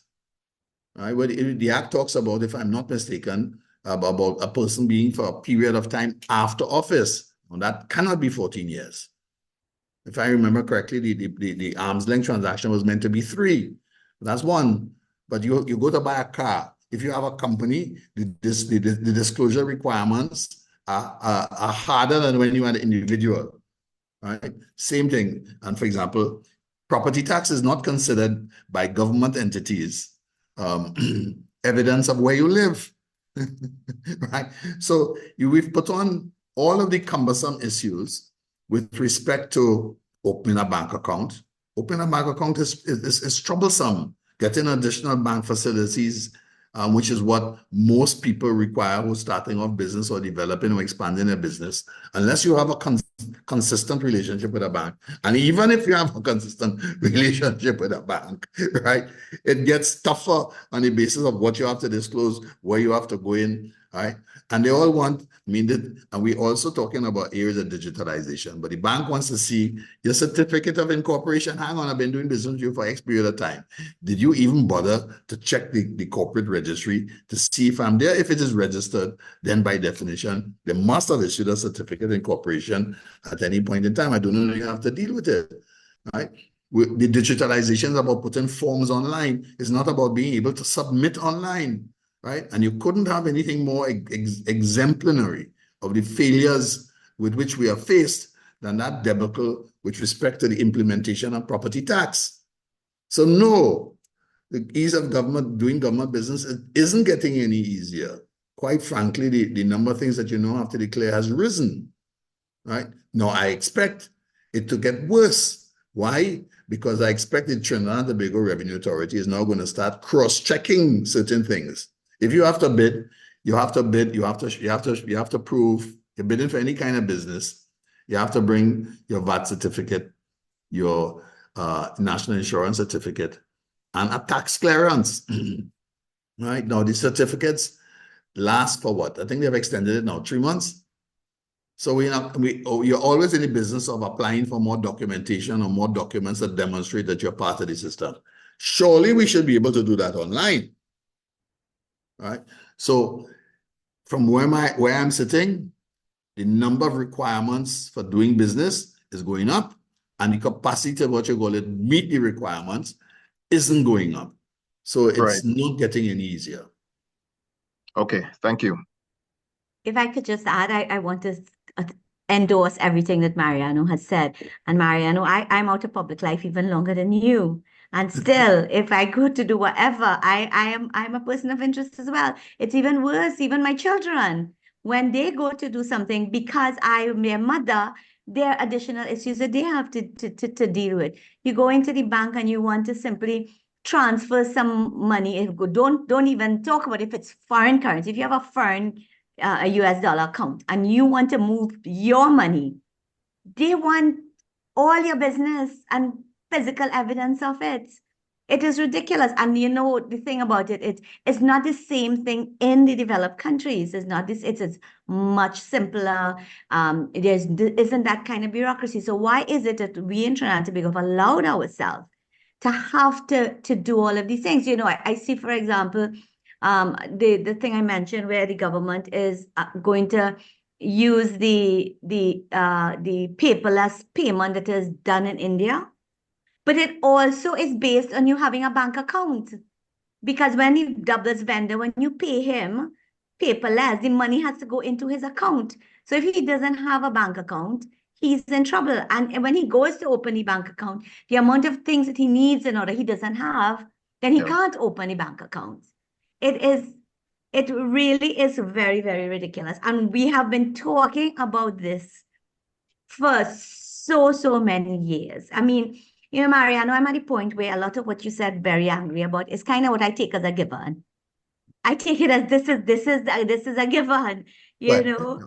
And therefore, I am saying, okay, we understand this. Let me move forward. Let me try to see where, you know, some of the potential lining is, but also to recognize the fact that I agree with you. You know, economic diversification is something that I have been singing, and I keep saying, yes, we are not doing it fast enough. We need to do it the same way we did the Point Lisa Estate. Whether we're talking maritime services or we're talking agriculture, whatever we're talking about, if we're not prepared to do it in a very, very aggressive manner and put the power of the state behind it and attract the private investors into it, and we're not going to be getting anywhere very quickly. Years of doing business. That is why the data I showed you with respect to private banking, private sector borrowing from the bank.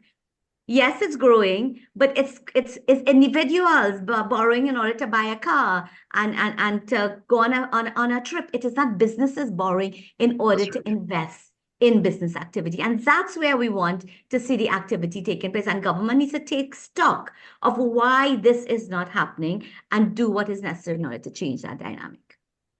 Thank you. I just wanted to follow up, Hayden, before you go, and I'm glad Indira took the floor again, because my second question was directed towards her, and you made reference in your presentation toward the fact that there are key productive sectors that are not operating up to capacity because of the foreign exchange crunch that we've been in for quite some time. And I wanted to understand whether there are some sectors that you think should be we should place emphasis on as a country to improve our foreign exchange earning potential, given the decline in the energy sector. There's some that are absolute no-brainers. The tourist sector is case in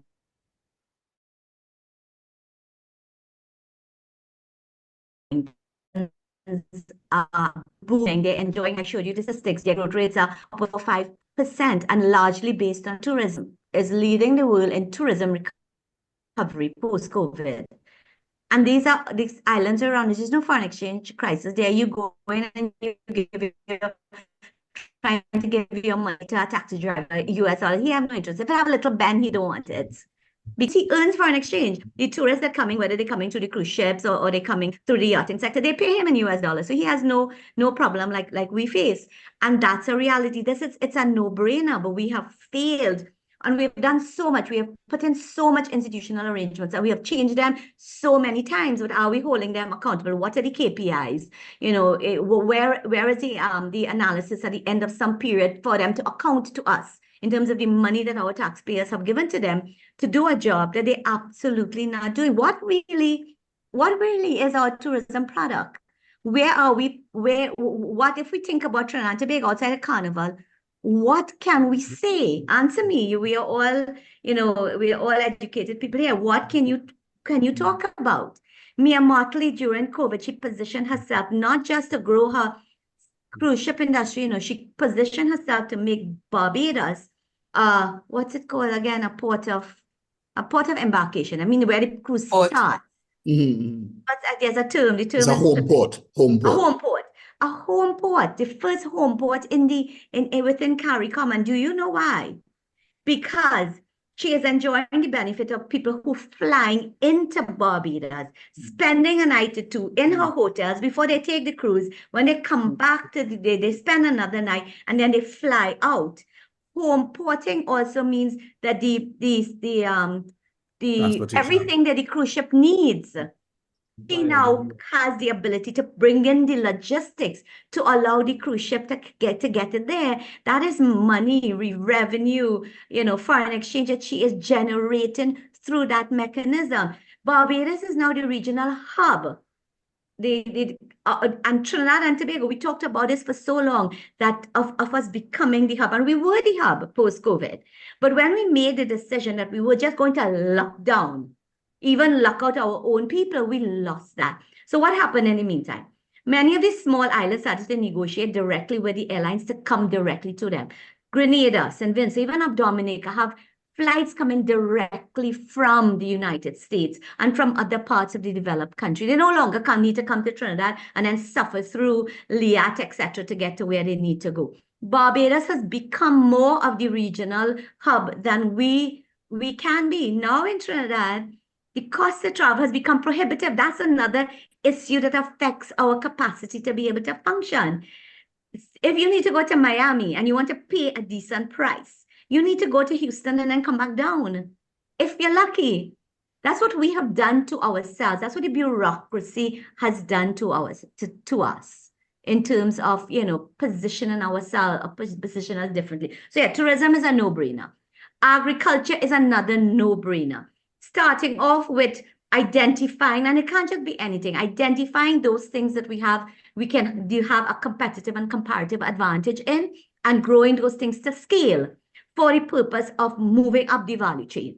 And there are obvious things. There's hot peppers, there is mangoes, there is soursop, there are what we call now superfoods that we could simply focus in, that we could produce for an export market. And then there is you're moving up the value chain. Then there is the possibility of taking a regional approach to agriculture and agro-processing.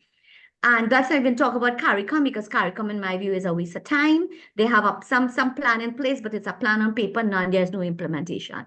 So we partner, we have our investors partner with a Guyana, with a Suriname, to create complete projects from primary production to value added and manufacturing. The very world is there's going to be a global shortage of food. And if we in the region don't position ourselves, it will make what we suffered in COVID look small. And we're not placing emphasis here. That can generate foreign exchange as well. The yachting industry within the maritime services is an absolute no-brainer. We have literally, through bureaucracy, destroyed this industry. We used to be the center of excellence for boat repairs. We used to build sails. We're one of the few countries in the world that used to build sails. The last company closed in 2016 because could not compete with imported sails from South Africa, because the duties that he was subjected to bring in the raw materials to make the sail made it prohibitive. We have literally destroyed that sector. All of what we have lost have gone to the islands. The Grenadian Prime Minister, I understand the story is true, came to Trinidad in his short pants nobody knew, went, visited, talked to people, realized all the crap we were doing, how we were destroying our yachting sector, went back to green and developed his within a few years.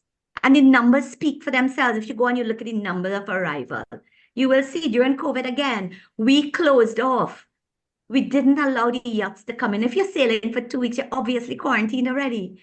And still you could have kept them quarantined off Chagaramas. We closed our borders when, again, all of the islands, St. Lucia, Grenada, St. Vincent, they created these bubbles and they allowed the yachts to come in.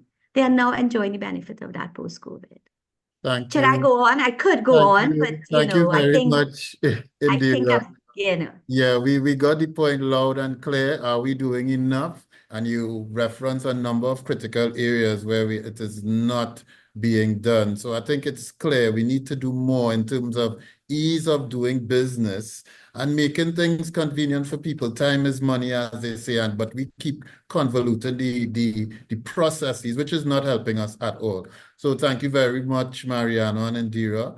I have a question from the panel from Sheldon Thomas. His hand has been up there for a while. Morning, Hayden. Thank you to you and the Shipping Association for such a thought-provoking webinar. I also want to extend a good morning to the panelists who are here. Mr. Brown, this one is for you, and I'm sure that Indira is going to chime in thereafter. The government has consistently run a deficit budget, except for probably 2022, as you mentioned. The justification being that is needed to promote economic development. I know from a private sector perspective, if you were to do that within that particular realm, you would be considered crazy. What are your views on that in terms of the implications for us in the short term and medium to long term? Well, medium to long term, you can't continue doing it. That's clear. If we wanted to have any, and essentially it's not so much providing a rubric. What you're really doing is providing, you're giving some impetus to growth, because our budget deficit is expansionary, which is one of the reasons why we've been having growth. But it also leads to pressure on your foreign exchange position, because if you increase or maintain the level of purchasing power or purchasing capacity, effectively you have a high import coefficient. So literally almost everything you buy has an import coefficient. So your foreign exchange is also coming under pressure. So you have what you call it, you have countervailing conditions. So it is not a long-term strategy. That's one of the reasons why I made the point. The issue is time. The issue is management of outcomes. The issue is a deadline. I'm going to do it by this time and I'm going to get it done. That's what you have to do in the private sector. And we seem to think that there's some difference between management in the private sector and management in the public sector. There's none. It's the same thing. If you don't meet your objectives, right, the country goes to run into a problem, right? So you have to set some conditionalities, but you have to work towards getting it done. So you can't continue with that deficit budgeting forever. And the numbers already tell you that, right? So we had about $140 billion in terms of borrowing, gross borrowing at this stage, right? We've taken out the calculation of government guarantees as a percentage of that. So the numbers look reasonable, it look better than everybody else's because we've taken out the guarantees. So we're at 70 or 80%. Sounds good. Right? If anything goes wrong with any other collateral sectors, look at the transfers and subsidies number. How could you be running an economy where transfers and subsidies number accounts for more than 50% of your revenue? I mean it's almost 30% of your total expenditure. That's not possible. It's not possible on an ongoing basis. And at some stage, there'll come a point in time when you're not going to be able to do it, right? So what is the long-term position? What it is I need to manage? And the variability in the expenses is also disconcerting, right? As it is the variability in your revenue. As soon as you get more revenue, spend more, right?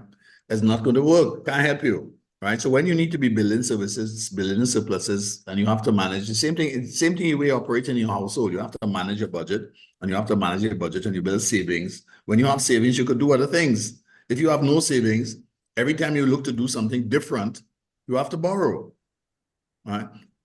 Companies that expand, growth has to be paid for. Growth has to be paid for. So if you're expanding, you have to borrow, because you're giving increased credit, your working capital cycle, you have more raw material, you have X, Y, and Z. It's going to cost you more. But if you are spending only on social services or on loss-making entities or entities that ought to be doing better, then you're not making any positive, sustainable change. And that's the issue, right? So you have, even if you want to do it for a short-term period, because you're in difficulty and you have to get to a point where things are going to get better. But you have to get to that point. Things have to be able to stand on their own. And that's all I will say on that point. Thank you. Thank you, Mariano. Is this a case of, you know, you're taking out more than you're putting in? Over the medium term, you're going to be in problems. You had a quick to add, Indira? Yeah, I would like to add, and I think it just supports what Mariana said. You know, running a deficit is not a problem if it's short term, and if you're running the deficit because you're using the money that you either have to borrow or you have to get from selling your assets in order to put it into productive activity, which will then in turn grow your revenue stream. But what we are seeing is that is not happening. In this particular budget, you will see. The data that I provided, you will see that the capital expenditure in order to fund the deficit has moved from $1 billion in 2022 to now projected $4 billion in 2025.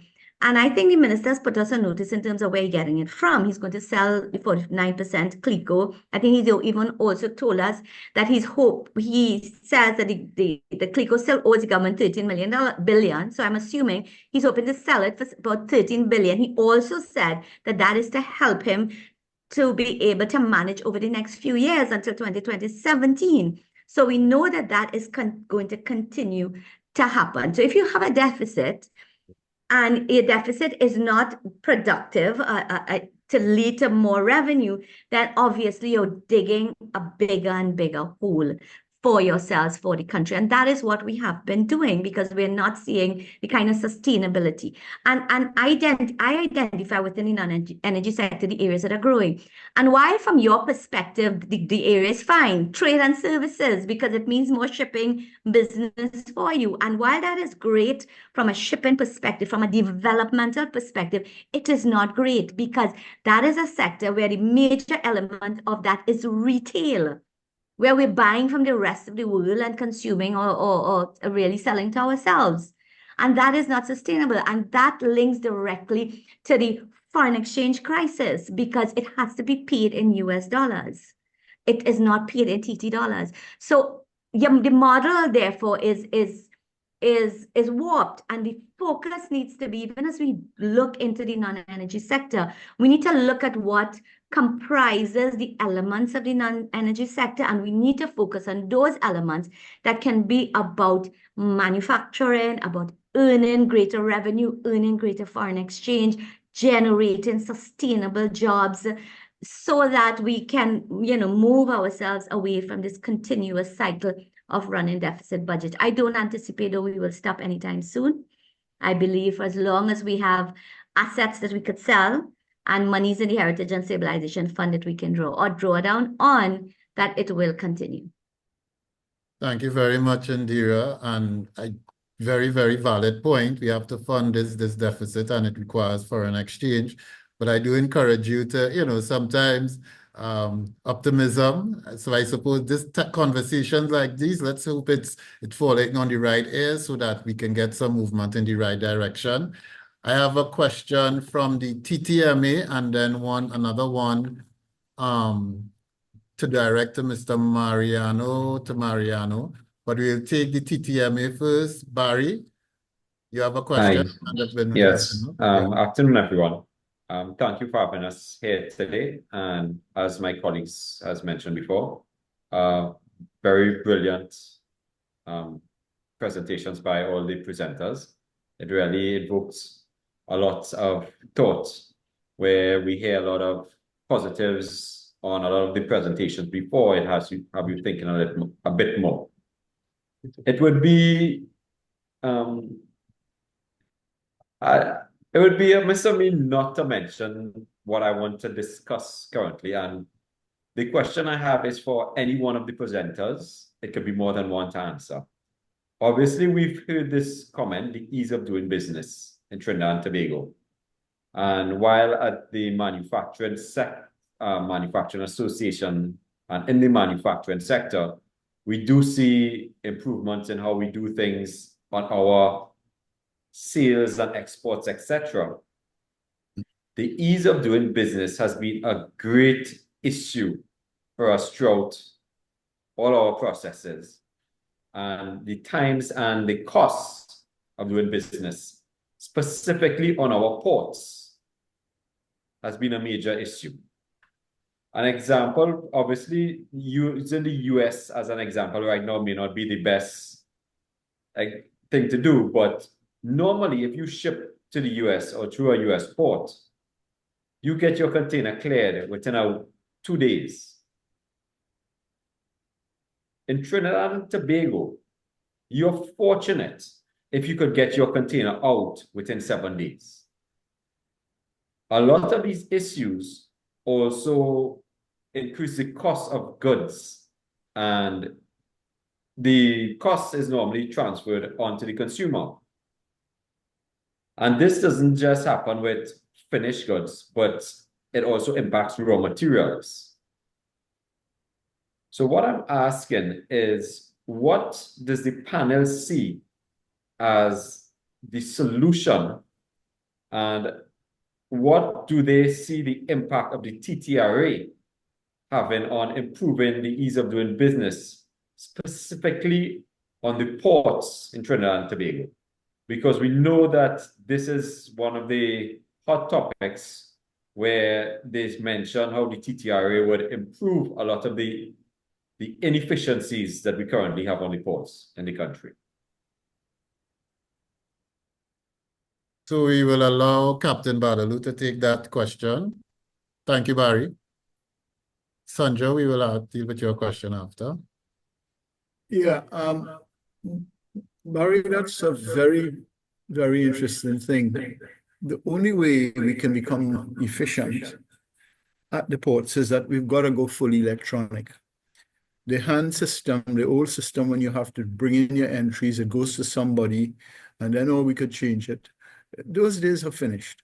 We've got a tariff, we've got to use the tariff, we've got to do it electronically, and when it goes into the system, it cannot be changed for whatever reason.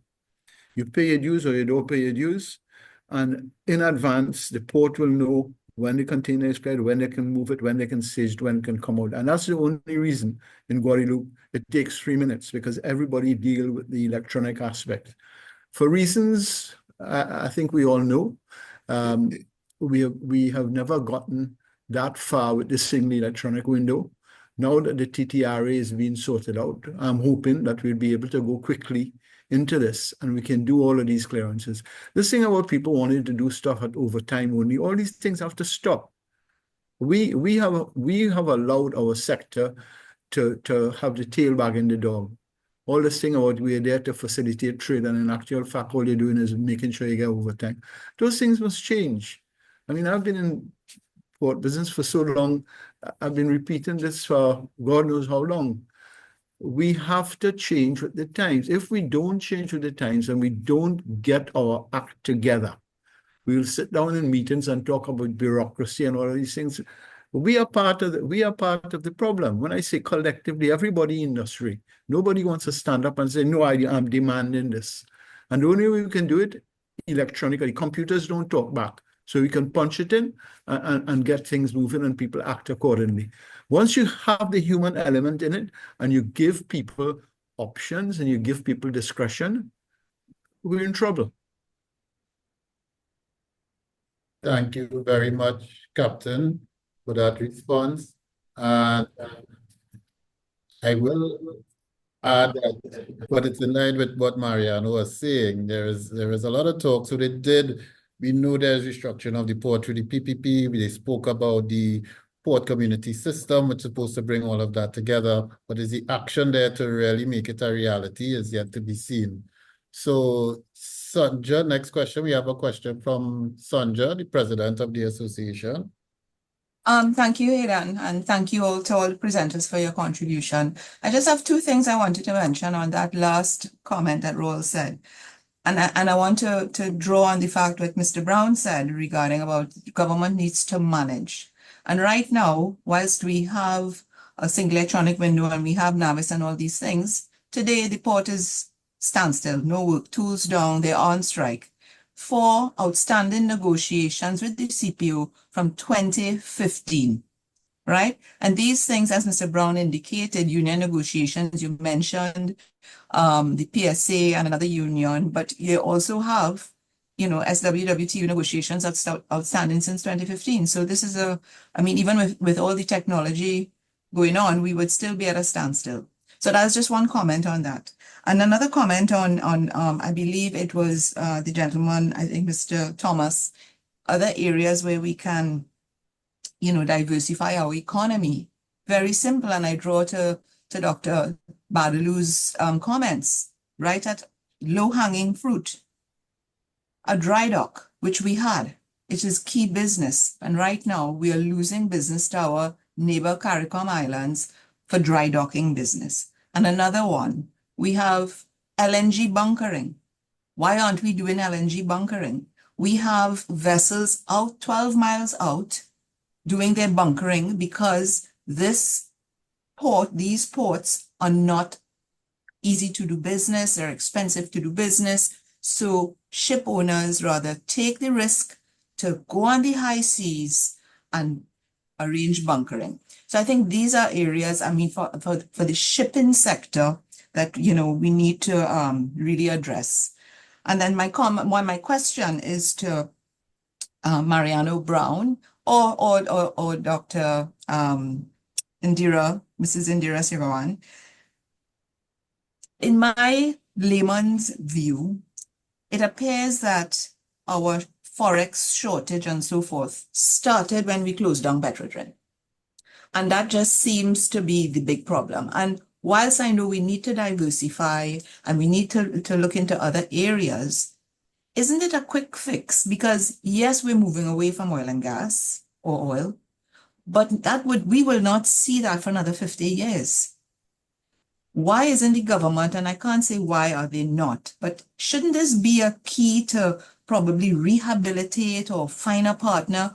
What are your views on that? And is that like a non-issue and we should just close it down and go? Thank you. Well, I think you hit on something. The biggest issue the biggest use of foreign exchange is not food, it's energy. And most people miss that. They direct their comments to the conglomerates and what they imported and so on. Energy is the biggest cost of food. It's the biggest cost, is the biggest user of foreign exchange. And you know, there's even with when we were importing oil for conversion processes, it was still the biggest user of foreign exchange, right? Not a factor which was highlighted by the governor of the central bank at the time when he was making his expose, right? So the answer is yes, but the point is 7 years, you can't leave a car down for 7 years. Far less what you call it, an integrated chemical factory with 24 different plants operate, 21 or 24 different plants operating. Right? So you don't have to go back and bringing those plants back online is going to take some time, it's going to take some money. And there was, of course, there's some new equipment, but there was also some failures in terms of the new projects that were done. So we had management failures in terms of how we handle those things. So I mean, once you make that mistake and you close it down, it was losing money. Let's accept that. I understand what they were saying about them losing money. I don't accept the fact that it wasn't paying its taxes. I know that the state has, if it was delinquent in paying you VAT and paying the other energy sector companies VAT, it was also late in paying for the subsidies which Petrotrin paid on their behalf, right? No company can operate without cash. So if I'm selling a product and I'm selling a subsidized product, I'm making a loss, you have to pay me back. Right? And that was a significant detractor to Petrotrin's cash flow. That's not what government is saying. As far as government was saying, it couldn't be anything worse. They were overmanned, they're doing this, etc. But that whole house has bolted. Whatever happens now is going to take time to bring it back online. It's not an easy fix. Thank you. If I could just add, I can provide you with some data. Over a 3-month period, Paria spends on average $430 million US to import fuel. That's just over a 3-month period. I mean, I have the data to calculate like for the whole period, but it's a phenomenal amount because remember, we're now buying on the open markets. And Paria basically is a conduit. It's basically a distribution firm. It's like NGC. Basically, they're just buying and they're a monopoly. So when the minister in his budget boasts about how much profit Paria is declaring, if you have a monopoly situation for fuel, which we can't do without, and you can't make a profit, something would be absolutely wrong with that. So that's one thing. On the issue of, I agree with you, why didn't we sell the refinery immediately? Why have we waited now since 2018? Was it 6 years? Is it 6? Am I doing my math right? Yeah, 6 years. It's soon going to be 7. Soon will be 7 years, and this is the 3rd time we're trying to sell it. But people don't know this, and I just learned this. That Demas is paid $500,000 a month in order to maintain the assets of the Pointe-à-Pierre refinery. And since 2018 to now, they have earned $36 million to maintain the assets. Yet we have heard in the public space that there has been pilferage of the assets. So if they are maintaining the asset, right? I mean, I'd like somebody to define what that constitutes. Is it that they're just providing security, or are they maintaining the assets so that the concern that Mariano raised isn't there? But I totally agree with you that this is something we need to address. And I think also in that whole issue of foreign exchange, I think we need to be moving towards renewable in terms of at least at the household and the business level, generating electricity from renewable sources is something that the government, in my view, if they were really serious about their concern, would be doing a lot more in terms of incentivizing that. The only incentive we have on the books for solar is, as individuals, is we buy a solar water heater. You could claim back, I think, 150% of that. There's nothing else. And now the minister just put in something for electric. But why not use the fiscal tool to provide some real incentives for us to move, at least at the residential area, to move towards solar? I mean, Barbados, we have models right around us that we can use in order to be able to do that. But we're not, the basic things that we're not doing. Thank you, Indira. Thank you, Mariano. Oh, I wanted to just add one thing, if you don't mind me. It's something that's I want to say, and I read, following the budget, I read with interest the responses of organizations, BSOs, the Chamber, the Manufacturing Association. I read the reports that were churned out by the Ernst & Youngs, etc. And they were all simply singing the minister's praises. Instead of holding the minister, the government to account and say, no, hold a minute. Hold a minute, because we are not there. 9 years later, this is your 10 budget, and basic things that we need in order to be able to grow is not in place. Why didn't you address those things? So if we as a people at the institutional level do not start to act differently, to be differently when it comes to how we deal with those who we have put into government, then we have to stay quiet and accept the status quo of nothing changing over a long period of time. Thank you very much, Indira. And point duly noted. We can't expect to change without first honestly determining where we are. You can't move forward with it until you cease mama guying yourself, as my grandfather used to say. So thank you very much for that. I took some liberties and went over because the discussion was so lively and everything. So, and I'm grateful to all the attendees and so on.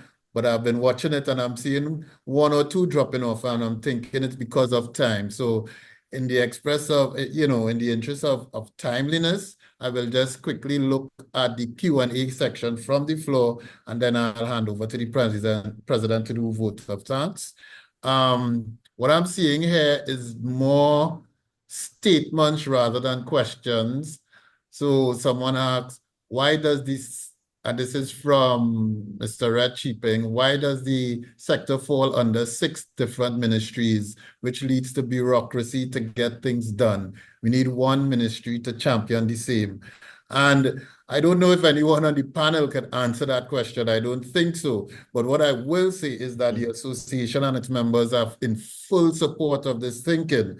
We really pull between a number of ministries, from transport to trade to finance with customs, the environment side of things. There's the energy sector. So things tends to get a little bit messy.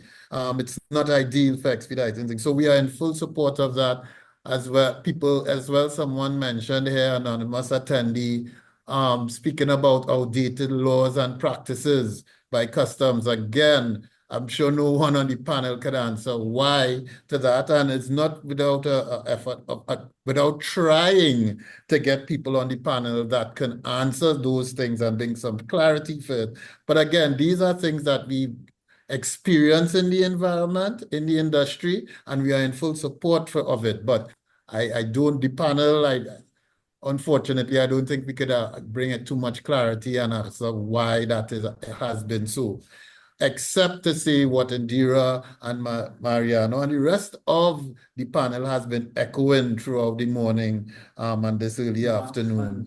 I am Hayden, very, very quickly. I just wanted to add on the comment of various ministries and agencies being involved in any particular aspect of facilitating business transactions or the business community. We see that same issue happening with respect to digitization of government services, where there are quite a few entities that are involved in that whole digitization ecosystem.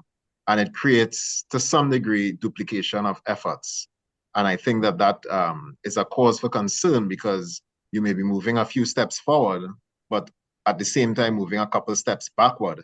And a classic illustration of that relates to the company's registry online system, which was formerly under TT BizLink and is now under the Ministry of Legal Affairs.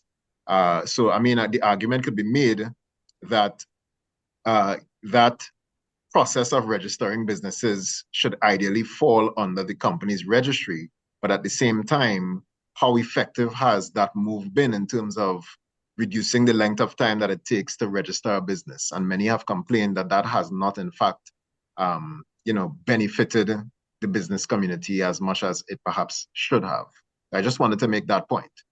Thank you, Mark. And what I'm seeing there is, again, the opportunity for the Chamber, for the TTMA, for the Shipping Association, all the stakeholders. Clearly, there is expansion and there is shared meaning amongst these constituencies, these stakeholder groups, and we should, come together and see how we can take this forward, because it affects us all. So thank you all very much. I think it was a very lively discussion, very enlightening. We will find some way to continue to do these sort of things so we can be part of the wider national discussion. I will now hand you over to the President of the Shipping Association of Trinidad and Tobago, Sonja Voisin, to give a vote of thanks and close off today's webinar. Thank you. All right, thank you, Hayden, and hopefully we could have a comment in the papers on our views, like the other associations, after this seminar. So, ladies and gentlemen, esteemed speakers, panelists, participants online, as we come to the close of what has been an engaging and insightful webinar on optimizing maritime and supply chain resources for trade competitiveness. Thank you, Hayden, for that topic, that heading. It's a mouthful. It is my honor to extend a heartfelt thanks to all who made this event possible. On behalf of the Shipping Association of Trinidad and Tobago, I wish to express our deepest gratitude to our distinguished presenters, each of whom shared invaluable perspectives and expert analyses. Mrs. Indira Sirawan, your thorough assessment of the national budget and its potential impact on our sector provided a crucial foundation for today's discussions. Thank you for your comprehensive insights. Captain Badalu, your passion for this industry and your vision for the Caribbean have enlightened us all. We thank you for your areas where we can expand business and diversify the economy. And thank you for your continued commitment to the Shipping Association and to the industry.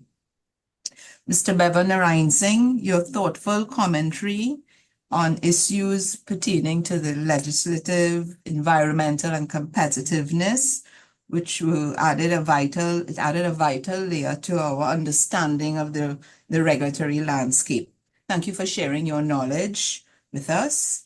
And Mr. Mariano Brown, always a very pragmatic speaker. I read your articles. I love your how you deliver, very direct. Your expertise in finance and policy brought the much needed clarity and reality to the economic outlook and in relevance to our industry. Thank you for your concise and powerful contribution. I would also like to extend sincere thanks to other contributors from the associations, Mr. Barry Fackery from the Trinidad and Tobago Manufacturers Association, Mr. Mark Sandy from the Chamber of Industry and Commerce, Mr. Sheldon Thomas for the Exim Bank. Thank you very much for your contribution. We are grateful for your participating in this webinar. A special thanks to our sponsors, Caribbean Shipping Agencies Limited, and to our attendees. Thank you for your active participation and for making this webinar a success.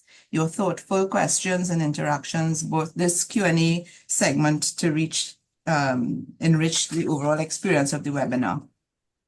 Finally, I would like to acknowledge the team behind the scene at the Shipping Association and our moderator, Mr. Hayden Alain, also a past president of the association, for your hard work in organizing this event. Your dedication to excellence has not gone unnoticed. Thank you.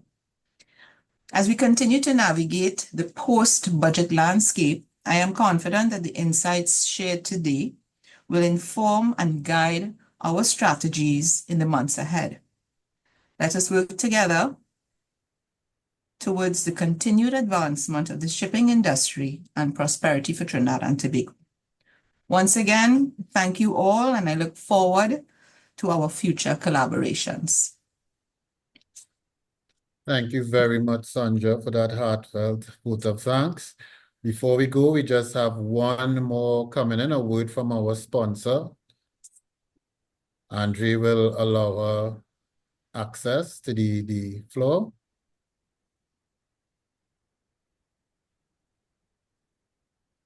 Hi, good afternoon, everyone.